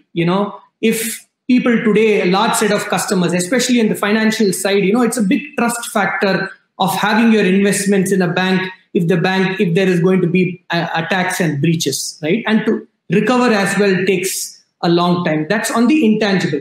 On the tangible piece, I would say, try and tabulate today the investments that are actually going and the benefits that you're able to get. For example, we did an exercise where there could be a 35% productivity, and I'm talking this about a Kenya market, 35% productivity benefit, right? In terms of the number of people used, multiplied by the number of hours they actually spent in looking at just going through phenomenal amounts and thousands of alerts that were generated by the scene, right? So productivity is something that can be tabulated as a return on investment to justify the kind of investments that you're making for a tool or a service. The second element will be to bring together, for example, if you take XDR, it basically hits all the 3 large areas: network, endpoint, and cloud, right? So if you take for example, a per license cost of an XDR platform and try and do your math on what it would take for you to put up separate solutions, each to cover your endpoints, network, and cloud, I think there itself will be a big answer. The third major part is about maintaining the existing tools. So I think if you tabulate and say, what is your annual expenditure on maintenance of each of these tools, right? Once you have all of that and you make a comparison and probably go and pitch saying that this is the X that we are spending in maintaining a tool and a technology with not a lot of benefits like a SIEM, which is a 5-year-old, versus an MDR service or an XDR platform, I'm sure it's going to be extremely well received by the board. Excellent, excellent. So I'm very aware of our time. So we are about 3:56. So I want to just say, because I can see questions are still coming in, so we will stretch by probably about another 10 minutes. So just bear with us so that we can go through all the questions and make sure that we've answered those and everybody's happy. So maybe another thing to Charles, there's also the trick of I don't know whether it's magic, but there's a trick of treating security as a risk discussion and not just security, because a lot of businesses, especially CEOs and CFOs, understand what risk is, but sometimes when you go to them with cybersecurity, they may not understand. So you might want to also vary the language in order to get people to listen to you. But there's Anthony, and Anthony is asking, does the XDR solution pick unauthorized user activities in systems, for instance, limit enhancements, etc.? Yep, I'll take that. Thanks, Anthony. Good question. So so again, I would put it in different ways. So I'll tell an example. So if a particular user is clicking on a Word document with macro enabled on it at 2 a.m. in the morning on a Friday, and this document is communicating to a country, say Ukraine or China or wherever you are, which is where you don't do business with as an end user. So there are 3 conditions happening. So condition 1, somebody clicking on a document with macro. Condition number 2, he's doing this at non-office hours, 2 a.m. in the morning.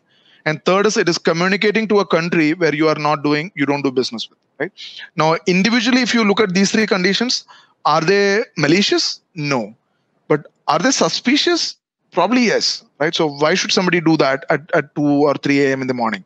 Now, there is a baseline which we create on what is an expected behavior on a end user. So for example, if you have 1,000 endpoints, what is a typical behavior which you see from your organization, from your users? And there is a learning curve there, right? The moment you see a deviation from that particular behavior, that will raise an alert. Any good XDR solution, now these alerts could be raised from your proxy, this could be raised from your endpoint. So I can go on and on different other examples also. Other example could be the failed login attempts, right? So number of times a person tried to attempt on different systems within your organization before he managed to get inside. It's a very old use case, okay? But can you correlate between all your different systems? Within a particular whatever time window, 4 hours or something, that will create an alert. We'll look at log on and log off times. So you have if you're a organization, and I mean your organization would have a typical login time and a log off time. People come in at between 8 a.m. to 8:45 a.m. Let's say that, and they log off during lunchtime, say 1 p.m. or between 1 and 2, and then they log in back after that, and then they log off around 5:30 to 6 p.m. That's a standard login log off time. Now, if you see a variation from that, that will raise an alert.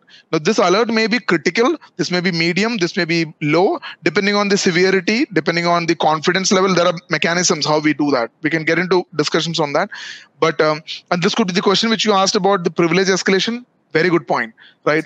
If somebody is got inside the network, he's doing some lateral movement, we are seeing some escalation of the privilege. That is again a behavior. So I said a long answer, but short answer is yes, it can detect. That's my short answer. Okay, great. So Javan is asking, where does the resilience of the entire cybersecurity pronounced in the model? I think he's talking about the maturity model. So where does the resilience of the entire cybersecurity pronounced in the model? Yeah, I'll take probably the first part and then I'll leave it to Pramod. So again, really good question, Javan. The resilience is something which we haven't discussed. So resilience would attach, especially it is so valid, right? So for example, things like ransomware attack. Okay, let's assume that. Let's hope that won't happen. But let's assume that there is no backup, no recovery, nothing, and then you have a huge ransomware attack and everything is encrypted. Okay, they're asking for you to pay whatever thousands of dollars. No choice. I mean, you have to pay that ransom, or you have to have some sort of a cyber resilience. That's where resilience plays a huge role, right? Now, SecureWorks do not have a solution on cyber resilience, but there are lots of solutions available there which would do cyber recovery and those kind of things. But it is definitely an important component. If there is no investment made on that, that is a definite important component. I'll pass it to Pramod on the maturity side of things. No, so I mean, you're bang on cyber resilience, and see, there are two aspects to this, right? One is the proactive of what we can do today. We can't control what threat actors do, and the second bit, which is reactive, right? So I think security maturity model, having a plan in place, ensuring it's almost like digital transformation. People are talking about it, even from a security standpoint, that transformation needs to happen. So the maturity model will basically ensure that you have a plan in place. There is some method to madness. You know what you're going to do. At least you have some plans in place, tools, technologies, people, trained them adequately enough to be able to handle incident responses, or choose an organization who can basically come in only for IR-related work. So the maturity model is more to have a plan and execute it. And what Gopan mentioned is how you basically handle cyber resilience. Excellent. Mesfin, again, with another question. Is it possible to separate fine-grain, in brackets, events or alerts that are generated from any device configured to send logs? I didn't probably capture it in a proper way, but so we will absolutely be able to understand which of the log sources are sending logs and alerts. Okay, we should be able to even get into a mode. I showed you the telemetry thing, if you remember. So it need not even generate a log, right? So we can still collect telemetry. So it's all about how powerful your EDR is. So the endpoint detection and response tool, how powerful it is. That's how you can get into any level of details. So, and we've got an extremely powerful EDR, which we use for threat hunting. Okay. I see I think we've answered all the questions, and I am just looking again to make sure that we haven't left out anyone. I think we have answered all the questions. Unless there's anybody else with a question, which you can type very quickly in the next 1 second. But otherwise, this has been a really interesting session. 1 hour is never enough to discuss security, especially at this level.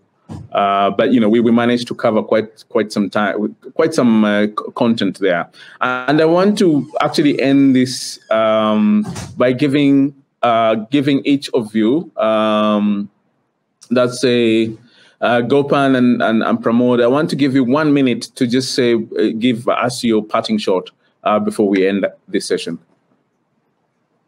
Maybe we start with the Pramod. Yeah, sure. So, so first of all, thanks for everyone, for making it a very lively session by being very participative. It's a pleasure to have, spoken to each one of you. So one of the things that I would want to, finally say is that I think security needs to be looked at as a strategic and an integral part of an organization's transformation. It's important to calibrate where you are as an organization in that journey and the maturity, and then take comprehensive approaches to ensure that you have the right tools, technology, people in place. And if you believe that it's not your forte and you want to focus more on your business, then look at the right managed security services partner who understands what it is to be able to provide the right set of services with SLAs. Gopan? Yeah, so for me, I would kind of repeat what I said about that bank in the region. So don't try to boil the ocean. Try to take measurable steps, right? So where do you stand today? Because security, unfortunately, there is no end date to security. I cannot say that yes, I'm secure now. Right, the goalposts keep moving, which is very difficult. So, and we need to protect every areas, and somebody else need to just get one loophole, right? So that's a massive difference. So have some measurable targets and get knock them over. And when you're trying to get a solution, whether it is a technology or partners or whatever, don't look at that as vendors. Instead, look at that as partners. So partner with people who will be on your side. It's good versus bad, right? So be on your side on that journey. I would really advise to look at it from that angle. Excellent. Thank you very much, gentlemen. Thank you, Pramod. Thank you, Gopan. Thank you to Aptiva and SecureWorks for sponsoring this session. We truly appreciate. Without your support, these events never happen. So we appreciate and want to say thank you again. We would want to remind to the entire CIO EA team. I think what you guys have been doing in that market is wonderful. So keep up the good show, Harry, and the entire team at CIO. This has been a wonderful webinar. Thank you. So before we finish, I want to remind everyone that Cloud and Security Cloud and Security Summit is coming up. That's 18th and 19th of March. Make sure you register. So book your ticket, book your seat as well. It's going to be another virtual event, but you know how our virtual events have become really tech. So we're looking forward for that. So don't forget to register for that event. And without any further ado, I want to end this session and say, have a good afternoon, good evening, but please try and be secure. Please reach out to Gopan, reach out to Pramod should you need to speak to them, or reach out to any of our teams in CIO East Africa, and they'll be able to connect you to them. So thank you very much and have a good evening. Asante, everyone. Thank you all. Cheers.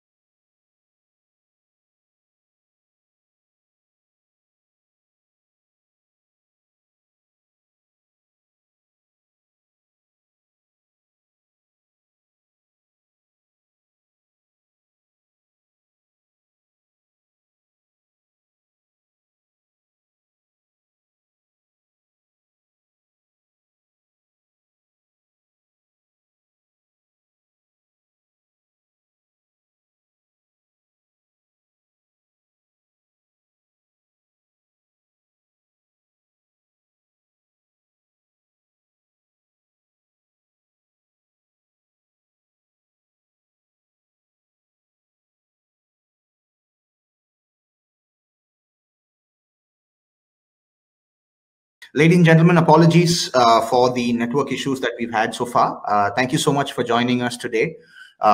We are Freshworks, as you said, and thank you for joining us in partnership with CIO East Africa on the IT Predictions 2021.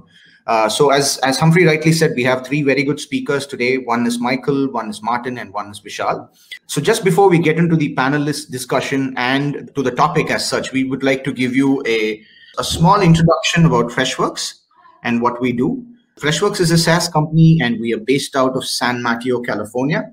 We are based out of San Mateo, California. We were incorporated in 2010 with our flagship product, Freshdesk. Today we are 10 years old, and we have about 12 fully fledged products in the market. So as I was saying, so we incorporated in 2010 with our flagship product Freshdesk, and we are today 10 years old with 12 fully deployable products. Just to give you an overview here, we've received around $400 million in funding from Capital G, Axel Partners, Sequoia, and Tiger Partners as well. We have 13 offices globally and 40,000 customers in 145 countries. Something I'd like to highlight here is we've been identified as a leader in the visionary in the Gartner Magic Quadrant under the customer experience domain. Thank you. So this is some of our customers across the world that we have. You have some across verticals like travel, financial services, auto, and technology. You have some big names like Cisco, Toshiba, GE, and so many other names. So just to give you an idea of who we work with. And this is some of the customers that we have in the Middle East and Africa region. Again, some big names like MultiChoice, Aromex, Newdet, Dangote, so on and so forth. So I'm just going to hand it over to Vishal now so that he can move forward and run the panel discussion. Over to you, Vishal. All right. Thank you so much, Deepak. And apologies, everyone. I was just facing some bandwidth issues. Deepak, Humphrey, I hope you guys can hear me fine and see me fine as well.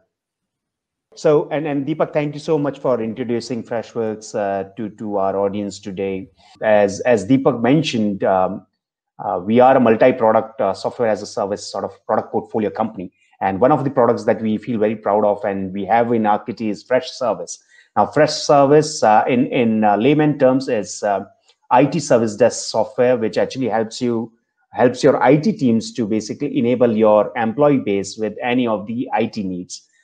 Raising the tickets, routing them to the right person on the basis of the skills, availability, and so on and so forth. So that's the entire right-size service management solution that you have.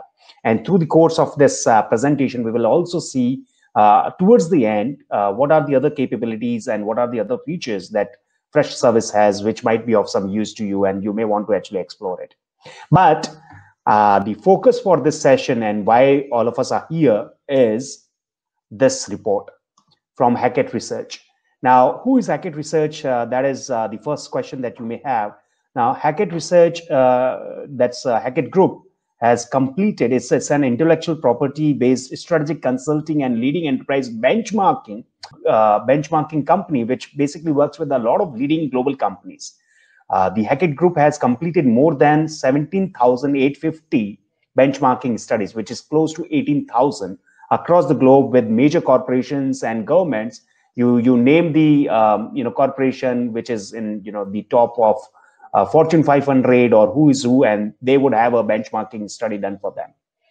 For this particular research report, for the 2021 edition of the annual key issues study, they basically interviewed executive management and leaders from finance, human resources, IT, procurement, as well as other divisions across the globe, and through a combination of, I would say, mid-size as well as large enterprises.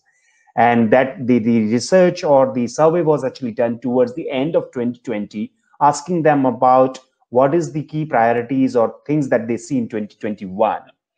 For the IT respondents, and that is what we are going to focus today in the next 15-60 minutes, where they actually focused solely on what are the IT-related issues or opportunities that the teams have or organizations have for 2021 and beyond.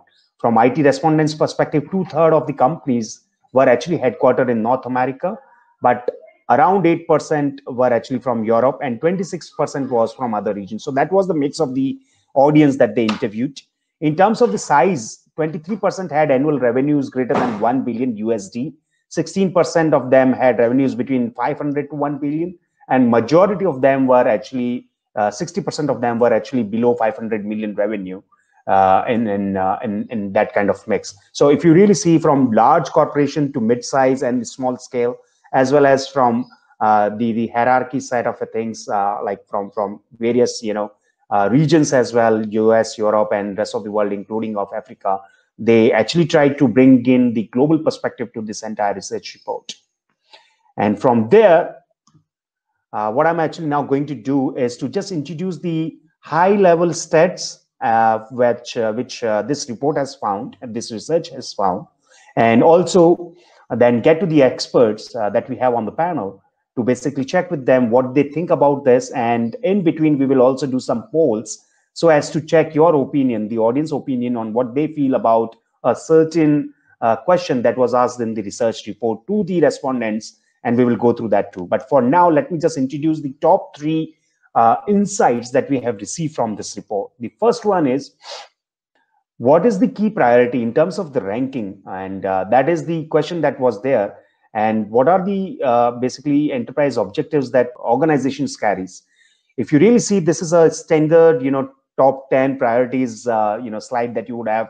Most of the things would be similar or would be, making sense to the IT department and IT teams and yourself as well. What I really want to highlight here is 3 things. You see the enterprise digital transformation that has moved from 7 places, from 7th place to 2nd. And the pandemic that we all been through and still, kind of struggling with that. Thankfully, there is vaccine now, and there looks to be an end to it. But then this entire pandemic, the virtual workforce, the sort of accelerated digitization that we have seen, all of that has actually put and pushed digital transformation as one of the key agenda on any of the CIOs or IT leader out there. The second thing that you would see, which is a new entrant in the top 10 priorities, is remote work. How to maintain the efficiency and productivity of the employees, and also ensure that the networks are up and running while they are working through remote locations. And the last one is, I think that is certainly, I would say, a priority which is getting deprioritized now, which is cost takeout and efficiency improvement. I think many of the organizations have realized that cost efficiency is certainly one part, but then the ROI mindset, because it's very important. Then when you get into such unprecedented situations like this COVID pandemic, how your technology, how your teams can actually keep the torch on, keep the flame on, continues to work and drive the business. And that is where people have realized that more than the cost efficiency is the ROI game, return on investment game, which is the talk of the town and which is the new yardstick. I would say it wasn't new, but I think it has just taken a new priority in everyone's mind, including of the IT audiences. The next one is a busy slide, but then let me help you read through it and navigate through it. The question the question or the analysis was that if there are new technologies, digital transformation and all of that is coming in, what is the adoption looking like currently? And what is the growth projections that we are witnessing? So if you really see the broad 3, technology areas, infrastructure technology, which is nothing but everything cloud, right? From your products to platforms to infrastructure, you can see that almost everybody is actually, playing with cloud or trying cloud. Either in a small scale through pilots or through a large enterprise level project. So 93% and 78%, which is majority of the respondents and markets, are actually on cloud already. And from growth projection, which is on the right hand side, you can see that it is one of the highest. 25% is what they are expecting to grow in 2021 alone. From the next technology side, which is data related technology, I think it's all about analytics. It's all about data visualization, making while there is a lot of data, but then making sense of data, getting the actionable insights, and so on and so forth. You can see that there is still, some room. It's not as high on adoption as the cloud would be, but then this is certainly the next best, with 80% or near about 80% people already trying to it. Similarly, the growth projections are lower to the cloud. I think when it comes to cloud, that's the first preference, followed by the deep analytics or the data visualization software or the technologies that people invest in. The third one, which I feel is still in the nascent stage, but that's how the curve looks like, which is smart automation. So chatbots, virtual assistants, your AI, all of that actually is lumped into it. And you would also see that the combination of pilot versus large scale projects. So a lot of organizations today are in the pilot mode, and that is where you would see that green color being really more than the blue color. And from growth perspective also, it's hovering around 8 to 15%, which means that this is the next wave, and it's certainly going to catch up as we move forward. Now, while this talks about how the digital adoption across various technologies are actually kind of happening and taking a shape, the next slide also talks about a quick format. I think the numbers are not readable because of the font style, but then let me help you with the numbers, and let me also help you with this slide, how to read that up. So the question was again, how, if the technologies are actually, kind of taking precedence, how this is in comparison with the legacy applications and the other details. So for example, when it comes to legacy, the question was that how many, so the options were that did it meet the expectations? If yes, was it falling? Has it exceeded? So the red bar that you see is falling on expectations. The green bar in between that you see is met expectations, and the lighter green is, or the grass green is basically exceeded. So if you see legacy applications, it's not exceeding, it's certainly meeting for majority of the audience. But when it comes to cloud, 19% of them, or nearly 20%, have said that it has certainly exceeded their expectations. And I personally feel that the kind of situation that we all been through, this 90% would certainly be higher and higher as the years come in. From chatbot perspective, as I said, majority of the audience in the previous slide, we saw majority of them are actually toying with the idea of chatbots, virtual assistants, AI and whatnot. So there is a mixed response to it, whereby 40% of them are saying that they didn't meet the expectations, but 50 to 60% are saying that it not only met, but then also exceeding the expectation. So it's interesting time for us to basically see how virtual assistants, chatbots are going to take shape. And remaining is self-explanatory, so I'm not going to take a lot of time and not going to hold you from listening listening to the expert opinion of our panel. Let me now dive into the panel discussion. And as I said, I would certainly want to basically start every section in this panel discussion now with a question. And that's a poll that we are going to have. And I would certainly appreciate the entire audience who is here today to basically respond to the poll. This is exactly the same question that Hackett Research has actually asked to their respondents. And by doing this poll, what I really want to say is how we in Eastern Africa think about the IT prioritization and IT issues versus the global average. So here comes the poll number 1. Humphrey or Felix, if anybody can help me with the first poll, that would be helpful. So the poll is already on, and you can see the question is basically, it's understood that, the IT security or cyber security is the number 1 priority. But then when it comes to the other priorities, what do you think of it? So the options are there. Just select the option that you feel is the next best priority in your organization or in your perspective. We are just going to keep it available for some more time, but let's just see when it comes. Meanwhile, I would request my panelists and Martin and Michael to please come and switch on their videos. We can get ready for the next section of panel discussion with them. Thank you, Martin. And Michael as well. Michael, thank you so much for joining in. All right, do we have some responses, Felix? Can we show the responses here?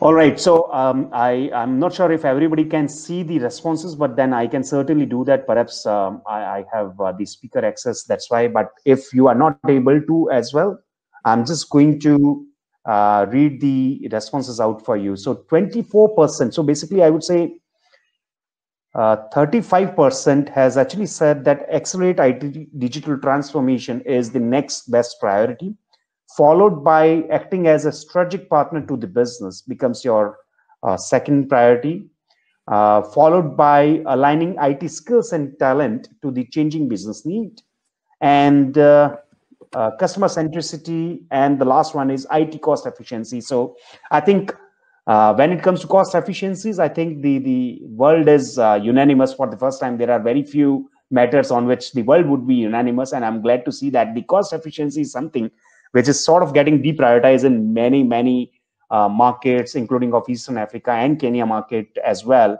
That is what I actually see. Now, coming to that, if we really see how the world has actually seen that, so for us, our number one priority after securing data and systems is basically accelerating digital transformation, which is point number 3 here. In fact, point number 5 here, accelerate IT digital transformation. That is the second most priority that the group has felt. And I personally feel that these are the market nuances, if you really ask me, because if you ask somebody in the US or in the little mature markets whereby there is a lot of IT investments which has already happened, perhaps for them it is done and dusted thing. But for markets like Africa or Middle East, or for those other markets where we still have a lot of room to grow and a lot of modern IT infrastructure to be placed, I personally feel that IT digital transformation has to be one of the key objectives for all the IT departments out there. I think there, as I said, number 6 is improve IT cost efficiency, which this group also felt the same. And now with the new results, I think the IT skills and talent, aligning both of them with the business needs is also very articulative and is very important to this group too. So I think if you really see the top 5, the order for the top 5 remains more or less same, which certainly tells us that the pain or the opportunities that the global audience is feeling is somewhat similar.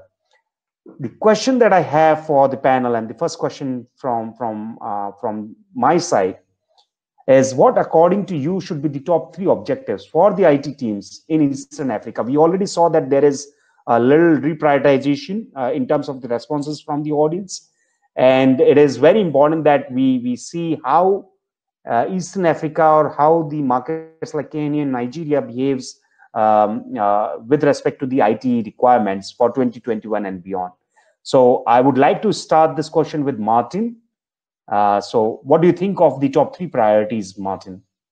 Thanks. Yeah, so no, this is fascinating, and it's great to see that the feedback from the participants and those here resonate with the findings. I think I probably would stay too far from that. I think digital has been front and center in the last few months.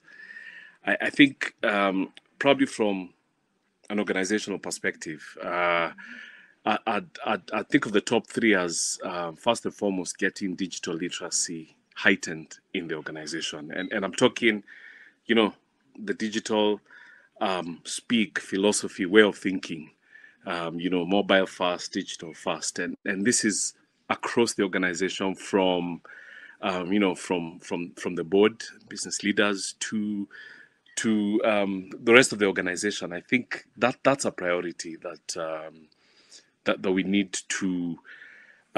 to push, and I see that as a priority this year. Secondly, will probably be the aspect of your customers.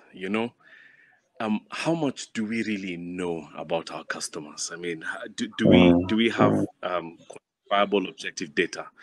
So I think digitizing or rather mapping out that customer journey, and being able to orchestrate that from a data perspective, and being able to understand, who your customers are, how they interact, and so on, is going to be a big thing. And I think it's emerged in the last year, especially when many businesses were forced to go online. But you're probably struggling targeting your customers, figuring out who to tell what. And then, of course, security and privacy. That's a huge one. And I think as a third one, I mean, being able to get the trust of your customers and your stakeholders in the digital space is very critical. So I'd say those are my 3 sort of priorities for the year ahead. Yeah, so, okay, mine, I'd put probably the top priorities, of course, cybersecurity and data protection would remain top for me. Obviously, always important to ensure that as much as you're pushing the digital transformation, to ensure that everything is secured. And secondly, in regards to the personal data of whichever clients or customers you're holding, that this is within whatever regulations or legislations that affect your industry. Next for me would be automation. A big part of now working from home is what we are seeing is we might see a change where we have smaller workforce sitting in the office, and then it's more dispersed. So this physical dispersion also tends to bring up a lot of redundant work, constantly checking your email or certain processes which now need to be automated to free up the time for staff to focus on their key objectives. I don't think anyone's key objective was to write 50 emails in a day. So the automation process, again, even just for IT departments to deal with support queries where, again, this ties into what Martin had said about digital literacy. Right now, of course, one big risk with all working from home is the shadow IT. So how do you ensure that your staff are literate enough to handle certain support queries for themselves, what you consider FAQs, where do they have somewhere where they can log in, see how they can troubleshoot the issue before they escalate it to IT? Of course, that again does free up a lot of time, and this can be handled through automation. I think thirdly and most importantly would be just IT becoming a revenue center. Right now, everyone's talked about the transformation and supporting business. I think it's time now for IT to take a piece of the business and now actually drive in revenue for the business, as opposed to supporting other stakeholders within the business who actually bring in this revenue. Yeah, I think those are my three. I think it's the time for the next poll. So I think we've got an idea of what are the key. Yeah, thank you so much, Felix. So, ladies and gentlemen, there is a poll that is in front of us, which is what would be your most important IT initiative for 2021. Request you all to sort of register your responses, whether it's revise, automate workflows, or improve ability of data to enable business value, upskill, reskill IT staff to better support business needs, improve enablement of business resiliency, or reduce technology complexity. So these are your options. Request you all to take some time and register your responses. So these are the most common IT transformation initiatives planned for 2021.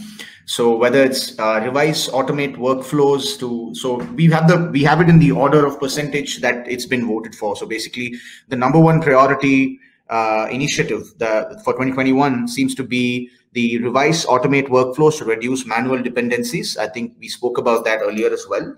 And improve. And the second one seems to be like the improve ability of data to enable business value. So these two seems to be, so basically it's about automating workflows and improving ability of data to improve business value. So these two seems to be the top priorities. Now I'd like to go to the presenters, the panelists, to see what they think of the same thing. So this is to Martin and to Michael. What can IT leaders do to make these initiatives successful, right? That's the next thing that we are coming to. So Martin, I think I'll put this out first to you so that you can give your opinions on this. Right, thanks Deepak. I think that was a good question. Perhaps from our perspective and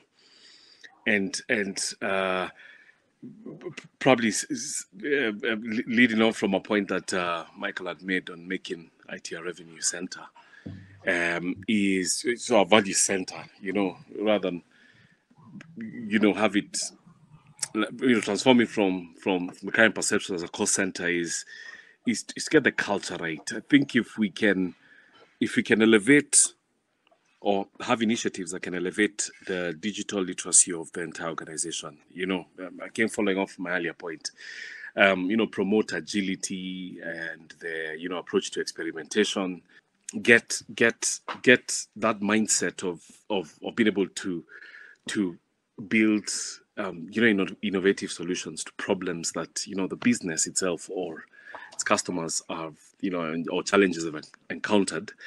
And probably this leads to the second one around automation. I think there's a massive opportunity to automate.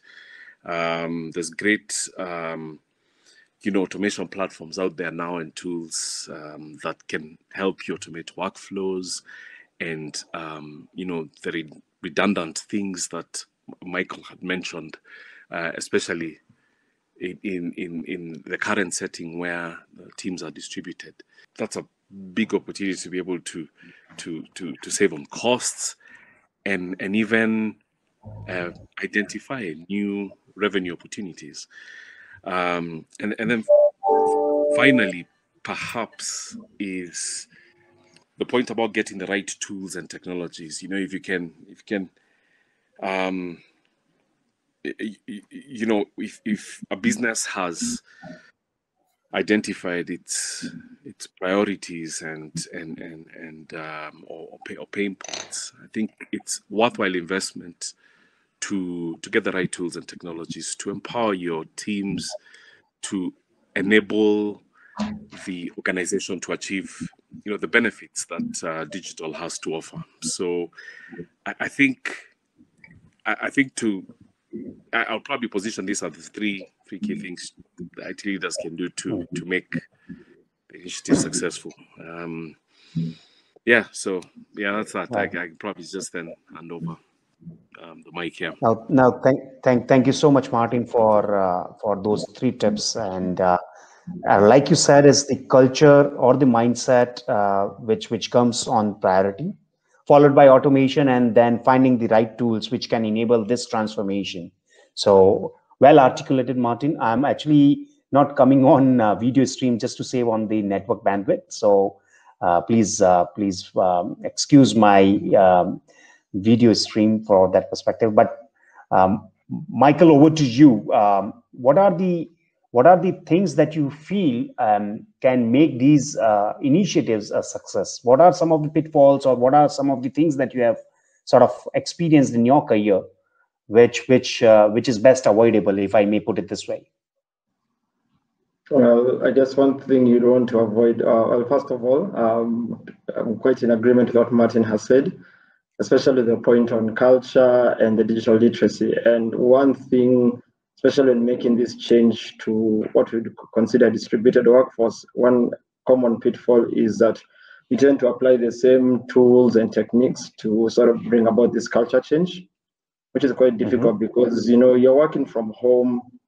There's a certain mindset as to how you do things at home, how you dress at home, how your mind functions and organizes things at home. At the same time, you have to have this culture that is supposed to drive up this IT initiative. So the real pitfall of that is, as much as the only time that culture takes effect into someone is when they are seated on their device and there is some sort of tool or something happening on their device that encourages this growth of this culture, whether it's on their mobile device, on a social platform, or somewhere on one of their production systems. So the challenge would be, how do you get staff when they're not on their devices to build up this culture? Although, of course, I think one thing we tried was always to have Saturday game nights for staff, and started off as trying to have the whole organization, then broke off into different clusters depending on what games they liked. And guys actually got so used to this that until recently, at the start of this year, when people would ask, but shouldn't we start bringing back the physical sessions? And everybody had grown into that culture that now projects would take off and they would conclude without you ever going to the office or meeting anyone physically. So I think that pitfall of just figuring out how to keep staff embedded into your culture during whether it's working distributed. Of course, again, with what Martin said in regards to the tools, I think right now everyone's key focus when they're picking tools shouldn't be a tool that you want that you can roll back into some sort of a centralized tool. You don't now tools that the tools that you're going to use can work both remotely and centrally, and probably more so that whoever who's providing these tools has a plan to upscale them or to even build them much more efficiently for remote work, because there's a lot of benefits for the remote work as we are seeing, and probably having a hybrid or either remote work would mean focusing mostly to grow the organization in a remote work style, as opposed to this is a temporary situation, so let's invest on something temporary, then we'll revert back to putting everything under one roof. Yeah. So Michael, I think what Michael and Martin, both of you are actually, alluding to is the fact that coming up with initiatives is one part, but then is the culture, is the mindset and the right tools, which actually makes any initiative a success across any organization. So if with that said, I think this is a great summary of all the great examples that you shared. Let me move to the next question and begin that with a poll. So to the audience, the next poll is coming your way. Felix, Humphrey, if you guys can actually get us the poll. See, we already discussed about the objectives previously. Then we went into some of the initiatives that somebody can take in the IT organization.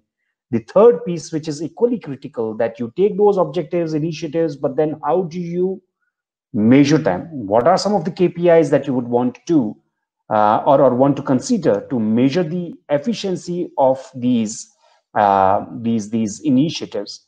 Okay, so the question is actually on the screen, and so are the options. What do you think is the most important KPI? Is it is it in the area of business operation stability or business resiliency, as we call it?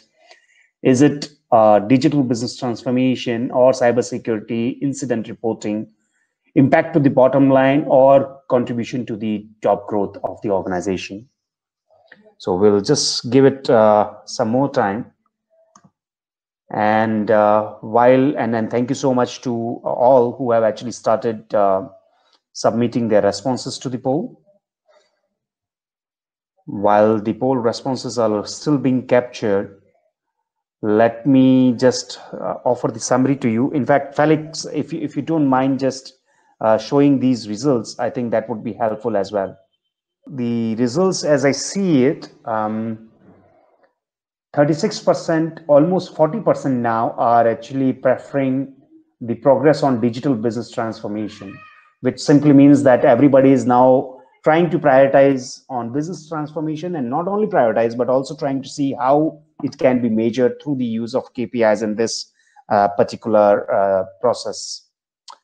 The second next is business operations stability continuity. I think that has been a very traditional sort of KPI area for any of the IT organizations there. How the apps are, what's the uptime, how the business is running smooth and stable, and especially when everybody is working through remote, it makes even more sense to basically start capturing it on an ongoing basis. Then I would say there is a tough tie between the remaining three. I would say again 13-15% each. Cybersecurity incidents, impact to top line as well as to bottom line. Now let me switch to the report and tell you what the respondents have actually felt about it. So like us, I think the top two priorities that you see is exactly the same that the audience has responded to. It's just that for us, the order is digital business transformations comes at the top priority for this group. But even if you see for the global respondents too, it's not much of a difference. So it's 62%, or the highest is actually on business resilience. The second one is progress on digital business transformation. And I think these are the two critical components that have taken place in any of the IT organization today across the globe. So the question that I have for my panel, both for Martin and Michael, I would not really, ask Michael and Martin on what they think on the top KPIs, even though that's the part of the question. But then in the interest of time, I rather want to check with them is what is the right success measure for capturing these KPIs. For example, if we say that progress on digital business transformation is something that we all felt that is one of the most prominent area that needs to be captured, that needs to be tracked. What should be some of the goals or KPIs which can actually tell us that whether the team, whether the organization has gone the right progress on the various business transformation initiatives that have been taken, or for that matter, on the stability and continuity. Martin, since I see you on right now, so over to you for this question, and then we will move to Michael as well. Yeah, thank you. That's a tricky one. Sure. Yeah, I think metrics are always slippery slopes, especially since it can sometimes be subjective. I think we live in a fast transforming world, and I think it's important to know that we're sitting on the right horse, while traveling this world, and I think perhaps the underlying thing is flexibility. I think we need to be flexible and creative too in how we measure the right things within our organizations. I know we've had traditional metrics that have worked in the traditional IT setup or technology as it's perceived to be. That may not be the right fit. Yeah. So, for instance, how do you measure innovation? How do you measure level of transformation or pace or progress in that space? So, I think probably the point I'm making is we need to have an honest conversation amongst ourselves on the right things to measure. There's this, I think Facebook once had this, I don't know if they still have it, one of the philosophies around moving fast and breaking things, so for instance, you could measure, how many experiments is your organization undertaking with customers, and even the rate of failure. Sometimes that can actually uncover this intention to push the envelope and think outside the box, which I think would be key for organizations. But then again, also having the right tools is I think is a stepping stone to that. It's a nice entry point. If you have the right tools, people can measure their work online and how they're being able how they're performing. That can enable you start getting some of the data that could help you arrive at the right metrics. So I think let me leave it there. I think there's just some general comments on KPIs, but it would be very interesting to hear also what everyone else thinks. Sure. No. Thanks so much, Martin. I think one thing that you rightly pointed out is the courage or the flexibility to experiment. I think no KPI or nothing for measurement can actually, kind of measure the kind of flexibility that an organization can offer. So how do you basically create an environment where people can basically experiment and do not afraid to be, to be fail on that. So I think that's a very, very nice insight from you. Michael, the same question for you, but then in your mind or in your experience, what are some of the KPI measurements that you have seen which has kind of worked? And especially with this digital transformation or business transformation, as I am seeing some of the audience making a note in the Q&A. By the way, just a side note to all the audiences. If you have any questions, please put it in the Q&A feature on your browser, and we would be happy to take those questions. And I already see a comment from Georgina on switching the word digital transformation and business transformation. So I absolutely agree with you, Georgina. I think when we are talking about digital transformation, we are talking in the context of business. I don't think we will be, or anybody, who has in the professional parlance, and even for this group, our digital transformation is useful only when it is kind of pushing the boundaries for the organization and making the business grow. So you would have actually noted that the top line and bottom line impact across all the 3 or 4 sort of stats that we have seen. So business is integral, and digital transformation for business transformation is what we are actually talking about. So From that perspective, Michael, I'm coming back to this question on the KPIs. What are some of the KPIs that you have measured or that you would suggest measuring to address or to sort of track this transformation? Well, there were quite so many KPIs you could use, of course, depending on what your goal is, what industry you're in. What I prefer to do is to say, do not be data-driven when it comes to these KPIs. If you're going to make your decisions purely based on the data you get, so that means the exact data you receive is the exact data used to make the decision. So if one of your indicators was, for example, 40% reduction in something, and you say we've hit 40%, so we've met our target. Well, that works, but I believe that's a very short-term look at it. So I prefer an approach that's called data informed. So data informed is where you are aware of your current performance is at 60%. You need to get it to 40%. But more importantly, how can you optimize that 40% again to a 20%? So one good example of this, though I don't know if everyone would understand this. So there's this online games people play. So we have games which actually look at how you click, how soon you click, how fast you move, the frame rates you're using, and one of these games are very popular online game that's called Rainbow Siege.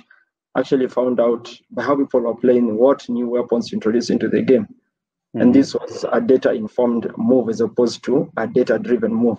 As a data-driven move, what they would have seen is that 60% of our players prefer this weapon. But data-informed is I saw 60% of our players prefer this weapon because this weapon is the only one that works best for them because of the internet connection. So how can we put in a weapon that can somehow deal with the lag issues that we have? How can also at the same time not interfere with the esports platform? So this was a data informed. So this KPI wasn't set in stone, so it was data informed as opposed to data driven. And I think all KPIs should be data informed. Thank you. Wow, this is, to be very honest with you, Michael, I never thought in that detail where data driven and data informed.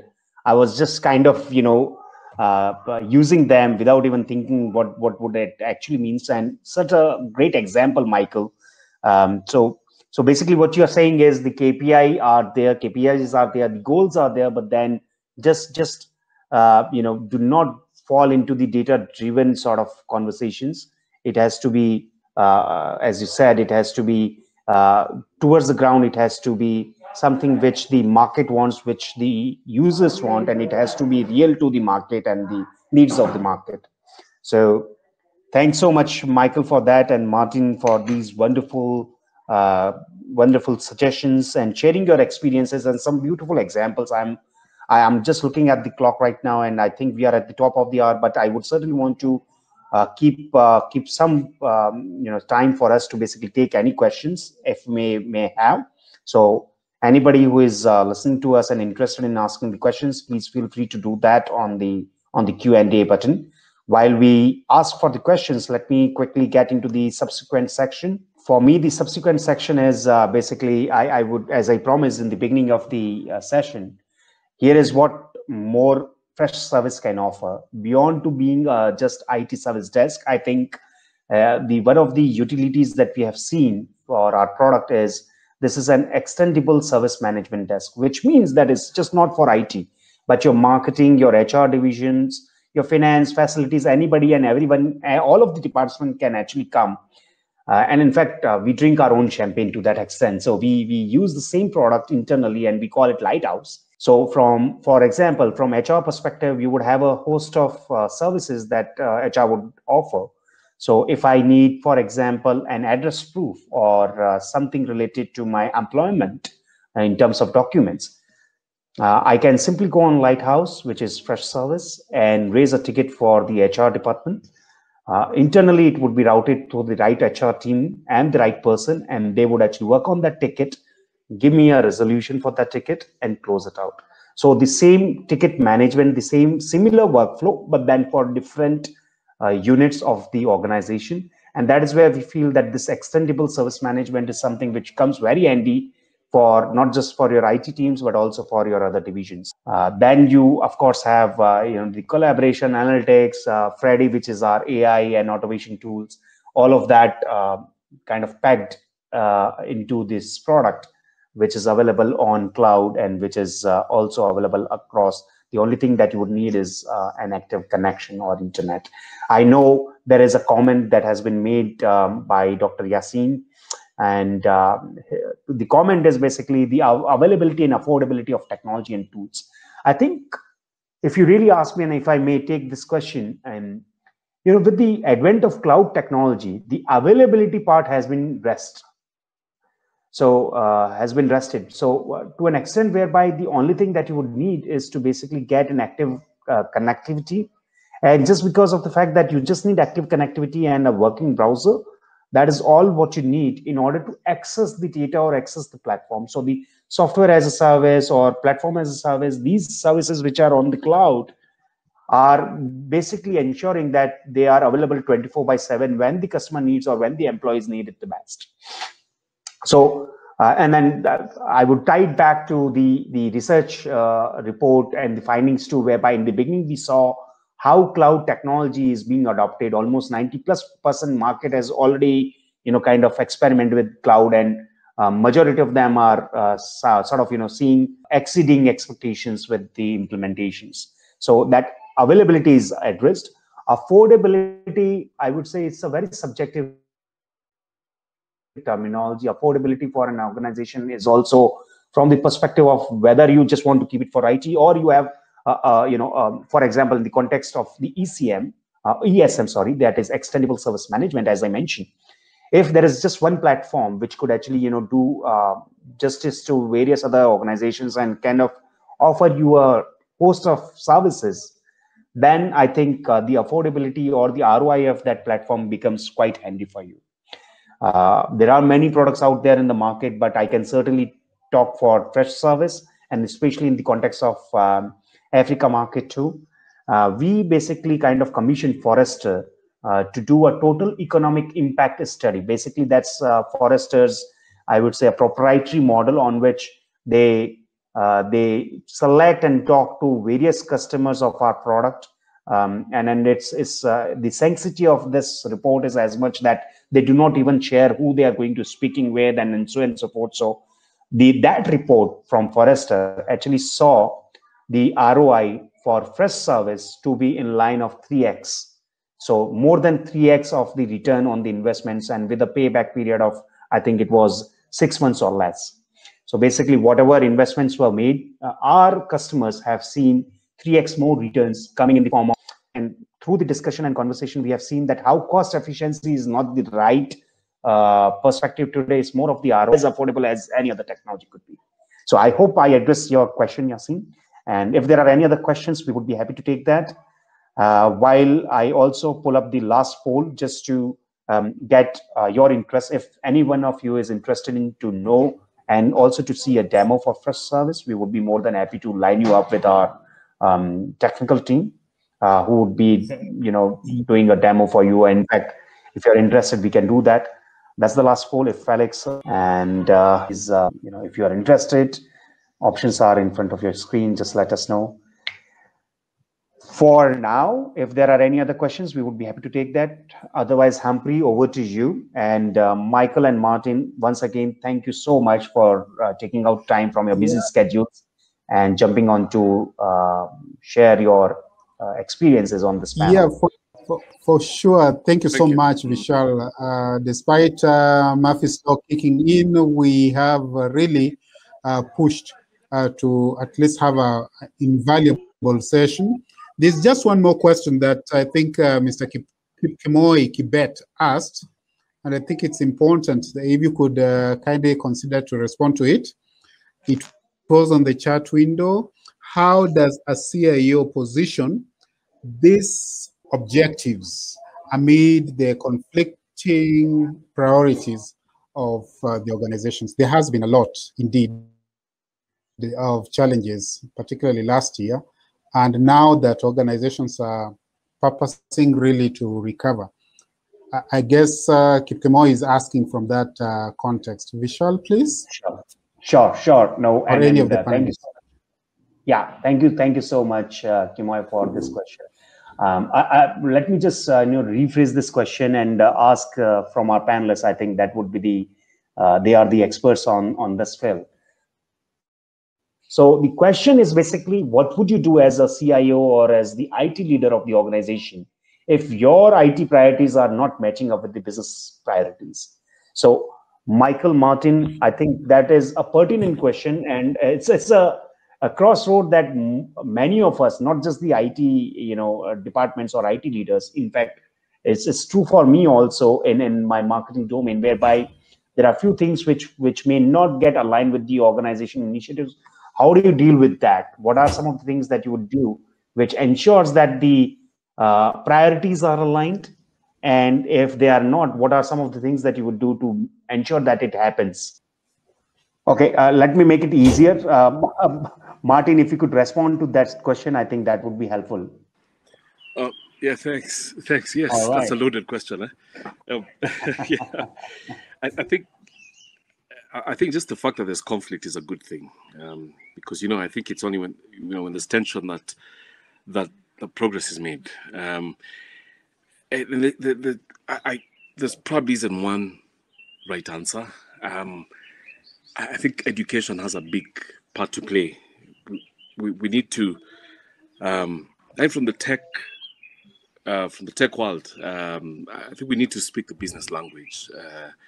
If just to have an analogy for it, we need to be able to see the world as a CEO, as a board, as a CFO sees it, shareholders, be able to articulate the value you're bringing to the table, and probably just echoing a point Michael had made on tech becoming a revenue center, and maybe this also then points to even the distinction between digital transformation and business transformation.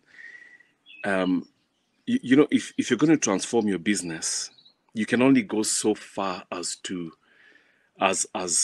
that container of the business permits. But if you're able to embrace what's possible with digital, then you can actually change your business. I mean, you might even discover you're in the wrong business. So I think it's a journey, and it's a call to CIOs, to tech leaders to articulate what value they bring to the table, make the business understand where the shoe pinches for the business, so that you can talk the right language and be able to position you have a value first discussion, so that your priorities can then be aligned with the business. So maybe those are just some remarks, but I think it's open to experimentation again. But I think you just have to confront it. No, thanks so much, Martin. I think you absolutely rightly pointed out. I think, and speaking from personal experiences, and especially about this conflict or dilemma, there are times when we wouldn't be able to get the consensus. But then because you are the subject matter expert, or because you are in charge of that particular thing, and you feel very promised about certain solution or certain initiative, at times the approach that I had taken is to do a small pilot at a very small scale, a very miniature version of that initiative, run that, make it successful, show the results, and then sort of take it back to the business or the other stakeholders and tell them that, okay, within the limited scope of it, we were able to see this kind of result, and we are coming to you to scale it. I think that has always worked for me, and I'm sure for many of our colleagues out here. So the mantra is start small, make it successful, think big, and scale it. That is what I would actually put. If there are any more questions, we would be happy to take that. Otherwise, any final comments, Michael, Martin, any one of you, or Humphrey, if there is any more question, we would be happy to take that. Otherwise, to all the audiences, thank you so much for coming in today and spending your time with us. I hope your last 1 hour was worth spent with us. And The report that I was talking about is already in the handouts available for you to download. And if you need any further assistance, or if you have any further questions that you feel Freshworks team would be able to help you on, feel free to reach out to us from or through the CIO team, and we would be happy to actually address any of the queries that you may have.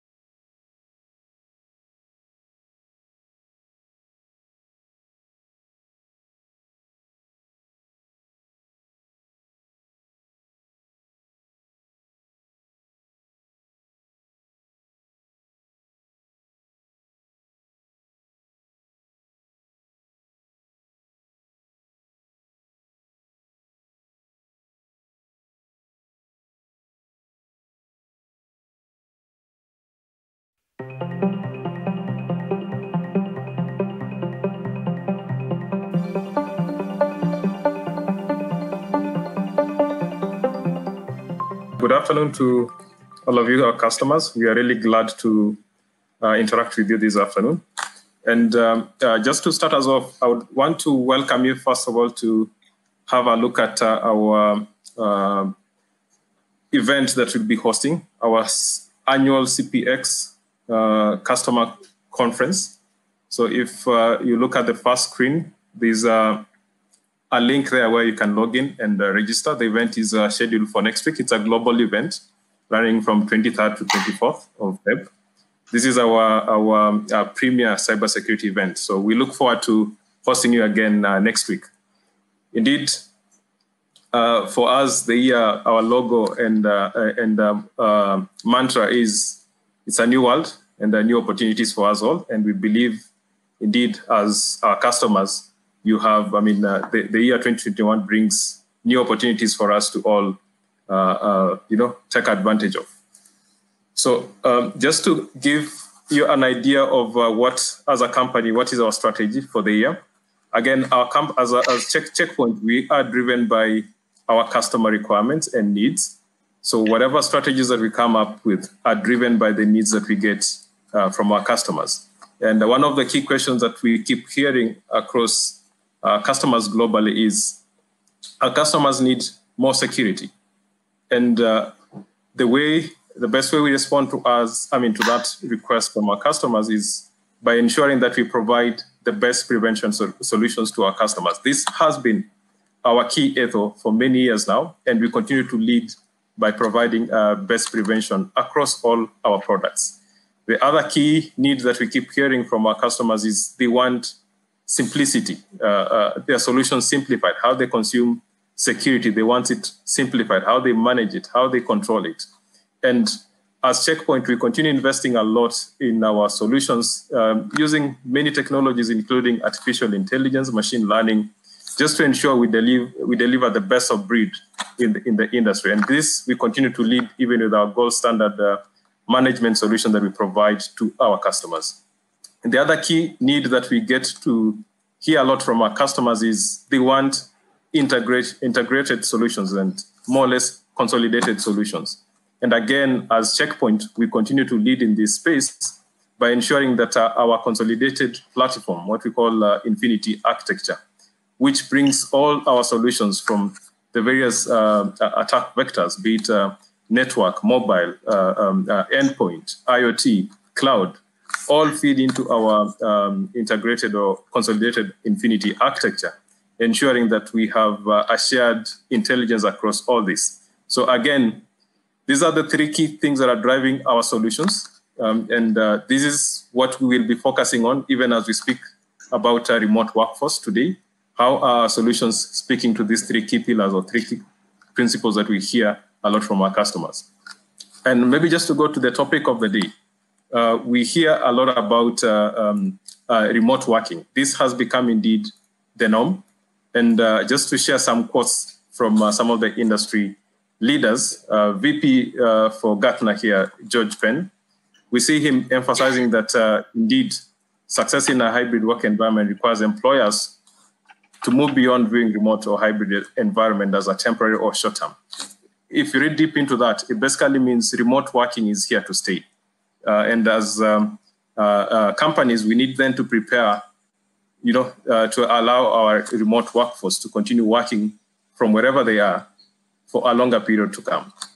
If you look at the VP from LinkedIn, more or less emphasizing again the importance of a remote workforce. Now that companies have built the framework and experienced the cost and time savings associated with remote working, there's really no turning back from remote working. Again, another article from Harvard Business Review, we see that it touches a bit on work-life balance. So there's a need definitely as our employees work from home or work from anywhere per se, there's more need to ensure that there's a work-life balance, since this is the now norm, as we say.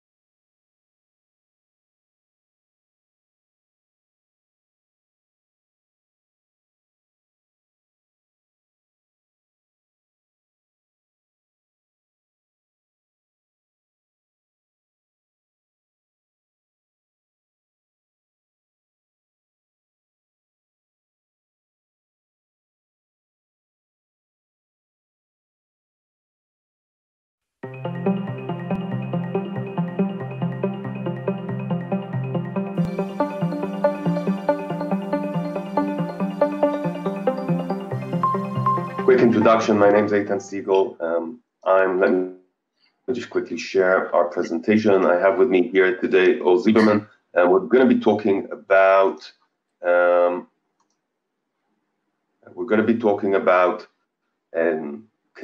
securely connecting your remote workforce. How do you actually try to address that? We're going to focus on Checkpoint's solution, our SASE or Secure Access Service Edge platform, and we'll get to that shortly. So with no further ado, what are we going to talk about? I'm going to talk a little bit about what's happening in the world, in your world, and hopefully that reflects a bit of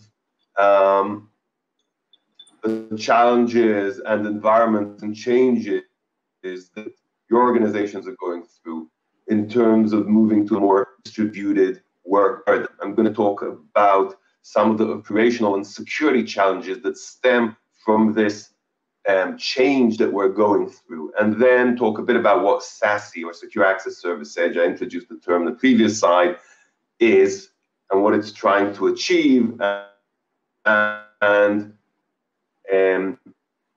then we go into the butt of this discussion, which talk about our solution. It's called Harmony Connect. It's a new name, so we're actually going to officially launch Harmony Connect next week. So you're getting the first in the world preview of this new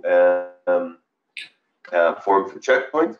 And we'll talk about the solution, talk about how we're addressing the connectivity, remote connectivity challenge for a mobile workforce, and how hopefully you can help step up the connectivity and the access control and overall security for your users.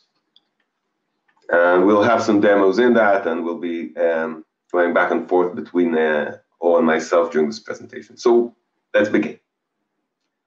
I mentioned earlier that enterprises are going through an evolution. We're all going through an evolution. It started probably about 6 or 7 years ago, maybe a bit more, and has gained a lot of momentum, definitely since the COVID-19 epidemic, and definitely moving forward, we think that these changes are going to stay with us. This is also what Moses talked about, and he gave a few quotes. I'm giving a different stat. This is coming from Gartner. Gartner are a global analyst that I'm sure all of you know. We work very closely with Gartner. Gartner estimates that within 3 years, the shift due to the COVID-19 to remote workers, that is people who work from home more than 2 days a week, will be at least 30% worldwide. And in many industries, like our own industry and a lot of the information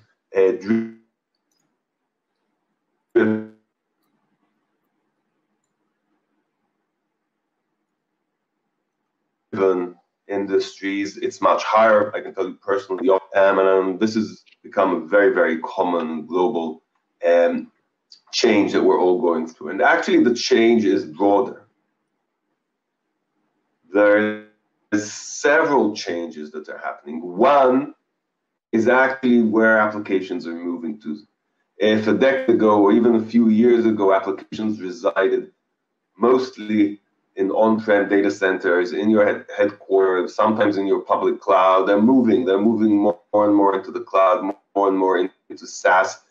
You need to give your users constant connectivity to the internet on one side of the equation, where that very concentrated IT system, where you had your systems and well-defined walls that you were controlling very well, has shifted to a much more distributed paradigm. The second element is the element of remote work, which we've been talking about, and that's become huge. It's become huge because of the pandemic, but the change is much more fundamental. The change is strategic, and the change is very much here to stay. Also, as the pandemic will subside, and that's very much, I think, a consensus within the industry. So we're talking about users who are more distributed. We're talking about applications that are more distributed. And all of these changes, which are essentially changes in IT and changes in work paradigms, are changes that impact security. They impact how you're going to manage the security and the complexity of that management. How many products do you actually need to deploy in order to protect all of these applications and all of these different scenarios from how many different vendors, and how do you keep control of all of that? How do you actually ensure that you're addressing the various attack vectors, that you're covering all of the different applications and scenarios when your IT has become so distributed? The second element is really the attack surface. The attack surface has grown, it's expanded, and it continues to expand. When the users are out of the office, when they're sometimes using their personal devices, when you want to rely more and more on temporary workforces, on contractors, whose devices you don't control, whose identities you may have a looser control of, you really have much more to consider in terms of attack surface. And when you think of your applications that now reside in the internet, on public cloud infrastructure, etc., many of them, and all of this again is continuing to increase, our attack vector, the attack surface, becomes much broader. So when we think about this probably almost 30 years old industry of network security, so Check Point, many of you probably know, is one of the founders of network security business in the world. We're the inventors of the network firewall and the leaders for the past 27 years in this space, almost 28. Really, we need to rethink what network security is. In a world where we consume IT as a service, where our users are no longer confined to the walls of the office, how do we apply network security, and how do we do that effectively? That's really become a challenge. And as an industry, we're moving towards a new paradigm of network security that has been coined as Secure Access Service Edge, or SASE for short, where security, or network security, moves to the cloud. It's no longer, or less and less, boxes that you deploy within your data center or on your perimeter. It is still that, but it also needs to be something else. It also needs to be something that you can consume as a cloud service. It also needs to be a capability that consolidates multiple different network security functions, and I'll talk about consolidation shortly. It needs to be able to protect both your remote users and your offices, your branch offices, your headquarters. And we want to provide secure, zero trust connectivity to your applications. We want to apply zero trust network access and zero trust principles. In the realm where the users have moved around, the applications have moved around, the trust model needs to be much more stringent. We have to provide a transaction-based trust where for every connection we know exactly who the user is, exactly what the application is, what the device posture is, and continuously validate that in order to maintain the strongest possible least privileged security. So this is essentially the industry buzz behind SASE, is the notion of, okay, we need to provide customers with this level of network security. This is the future. And this future is actually already here.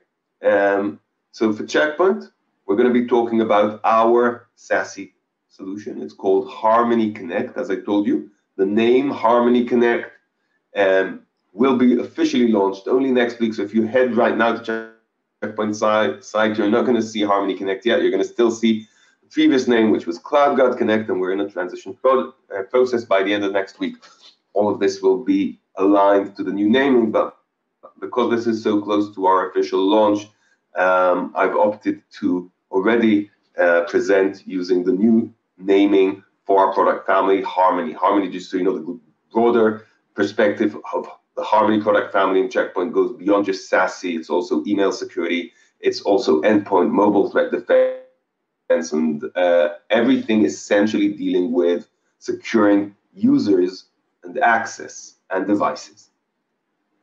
Okay, but we're going to be talking about Harmony Connect, our SASE solution, with a very strong focus on how you protect your mobile workforce.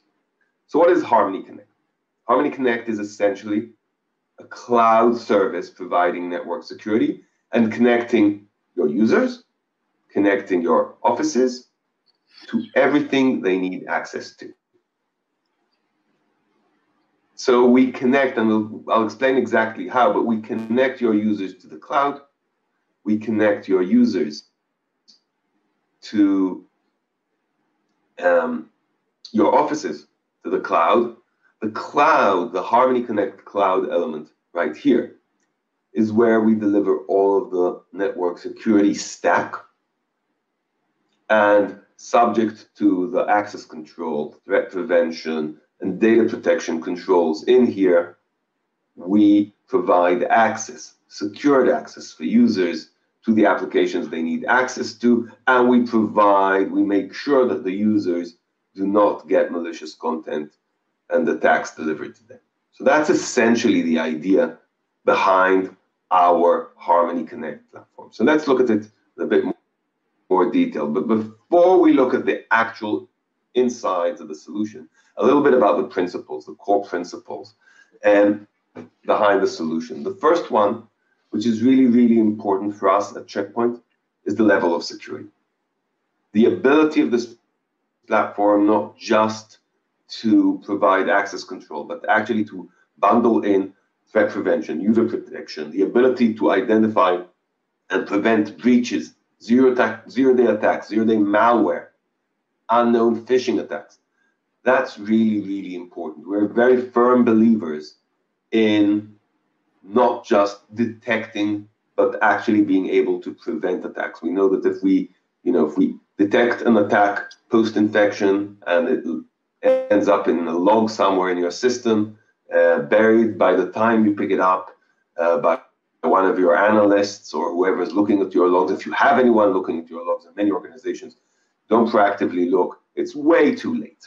It's way too late. The damage is already done. The business impact has already happened. So uncompromising security, one core principle. The other one is being able to unify various security elements, being able to deliver not just individual point products. Yes, you can go out and buy email security. You can go out and buy a secure web gateway.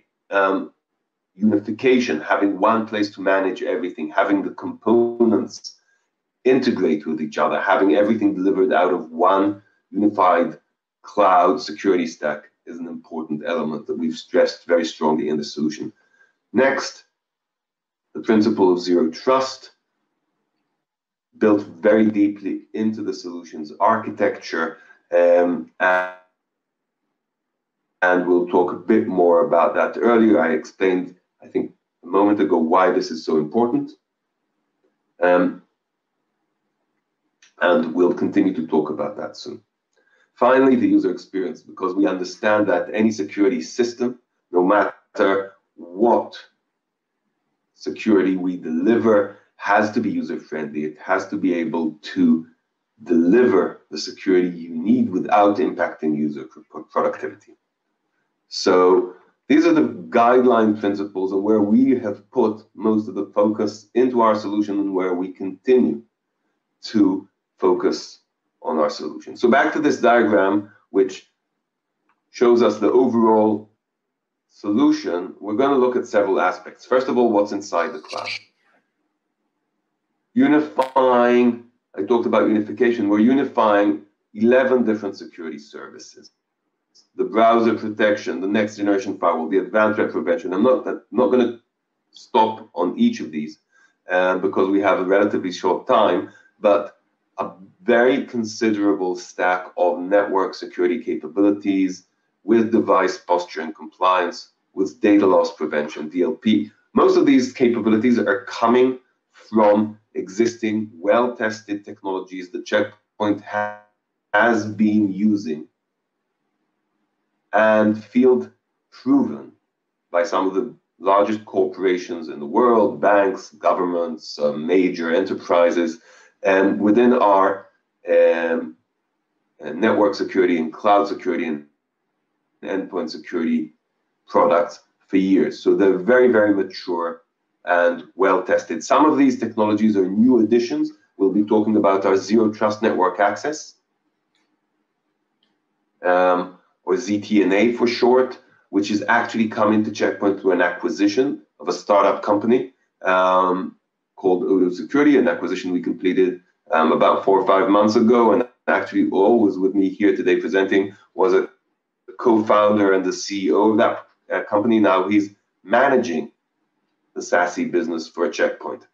And many more elements in here that we've taken and built into the solution to provide a strong, consolidated threat prevention cloud. And when I talk about the ability to deliver threat prevention, 2 sides to that. One is to protect the users. We talk about users connecting. Obviously, when users connect, we need to protect them. They can be infected with malware. They can be subjected to phishing attacks. They can be exploited. We have our threat emulation sandbox, which is an industry-leading sandbox technology awarded by NSL Labs multiple times. We have threat extraction, totally unique in this space, and real-time content sanitization or content CDR technology, content disarm and reconstruction is the industry term for this, and very strong phishing protection capabilities, very strong IPS, intrusion prevention capabilities, and much more. The IPS is really, though, coming into play when we talk about the other side of the equation, because part of what this cloud is doing is facilitating connectivity into your corporate applications. And when we do so, we want to offer integrated network protections for those applications. Here, we're leveraging Check Point's IPS. Very, very, very strong, very mature, very agile technology. We're leveraging Check Point's very new web application firewall and web application and API protection platform. This is actually still in the process of being integrated and should be out in about 1 or 2 months. I'm very excited about that. That's totally industry leading in the space of Zero Trust Network Access and SASE, and strong identity protection. So those are the threat prevention elements. And the next, I've talked about the principles. I've talked a bit about the threat prevention capabilities and what we've actually consolidated into the cloud. But what do you actually get in from this? What are the use cases that we address? And really, when you look at these kind of 6 elements at the top there, you can think of them as 2 key use cases. One is the remote access or private access, we call it here corporate access. All of your on-prem applications and networks, which you want to offer remote access to. And the second one is when users go to the internet and SaaS, and there the focus needs to be on protecting the users from all the security perils that may impact them, but also preventing from data being exfiltrated into internet platforms.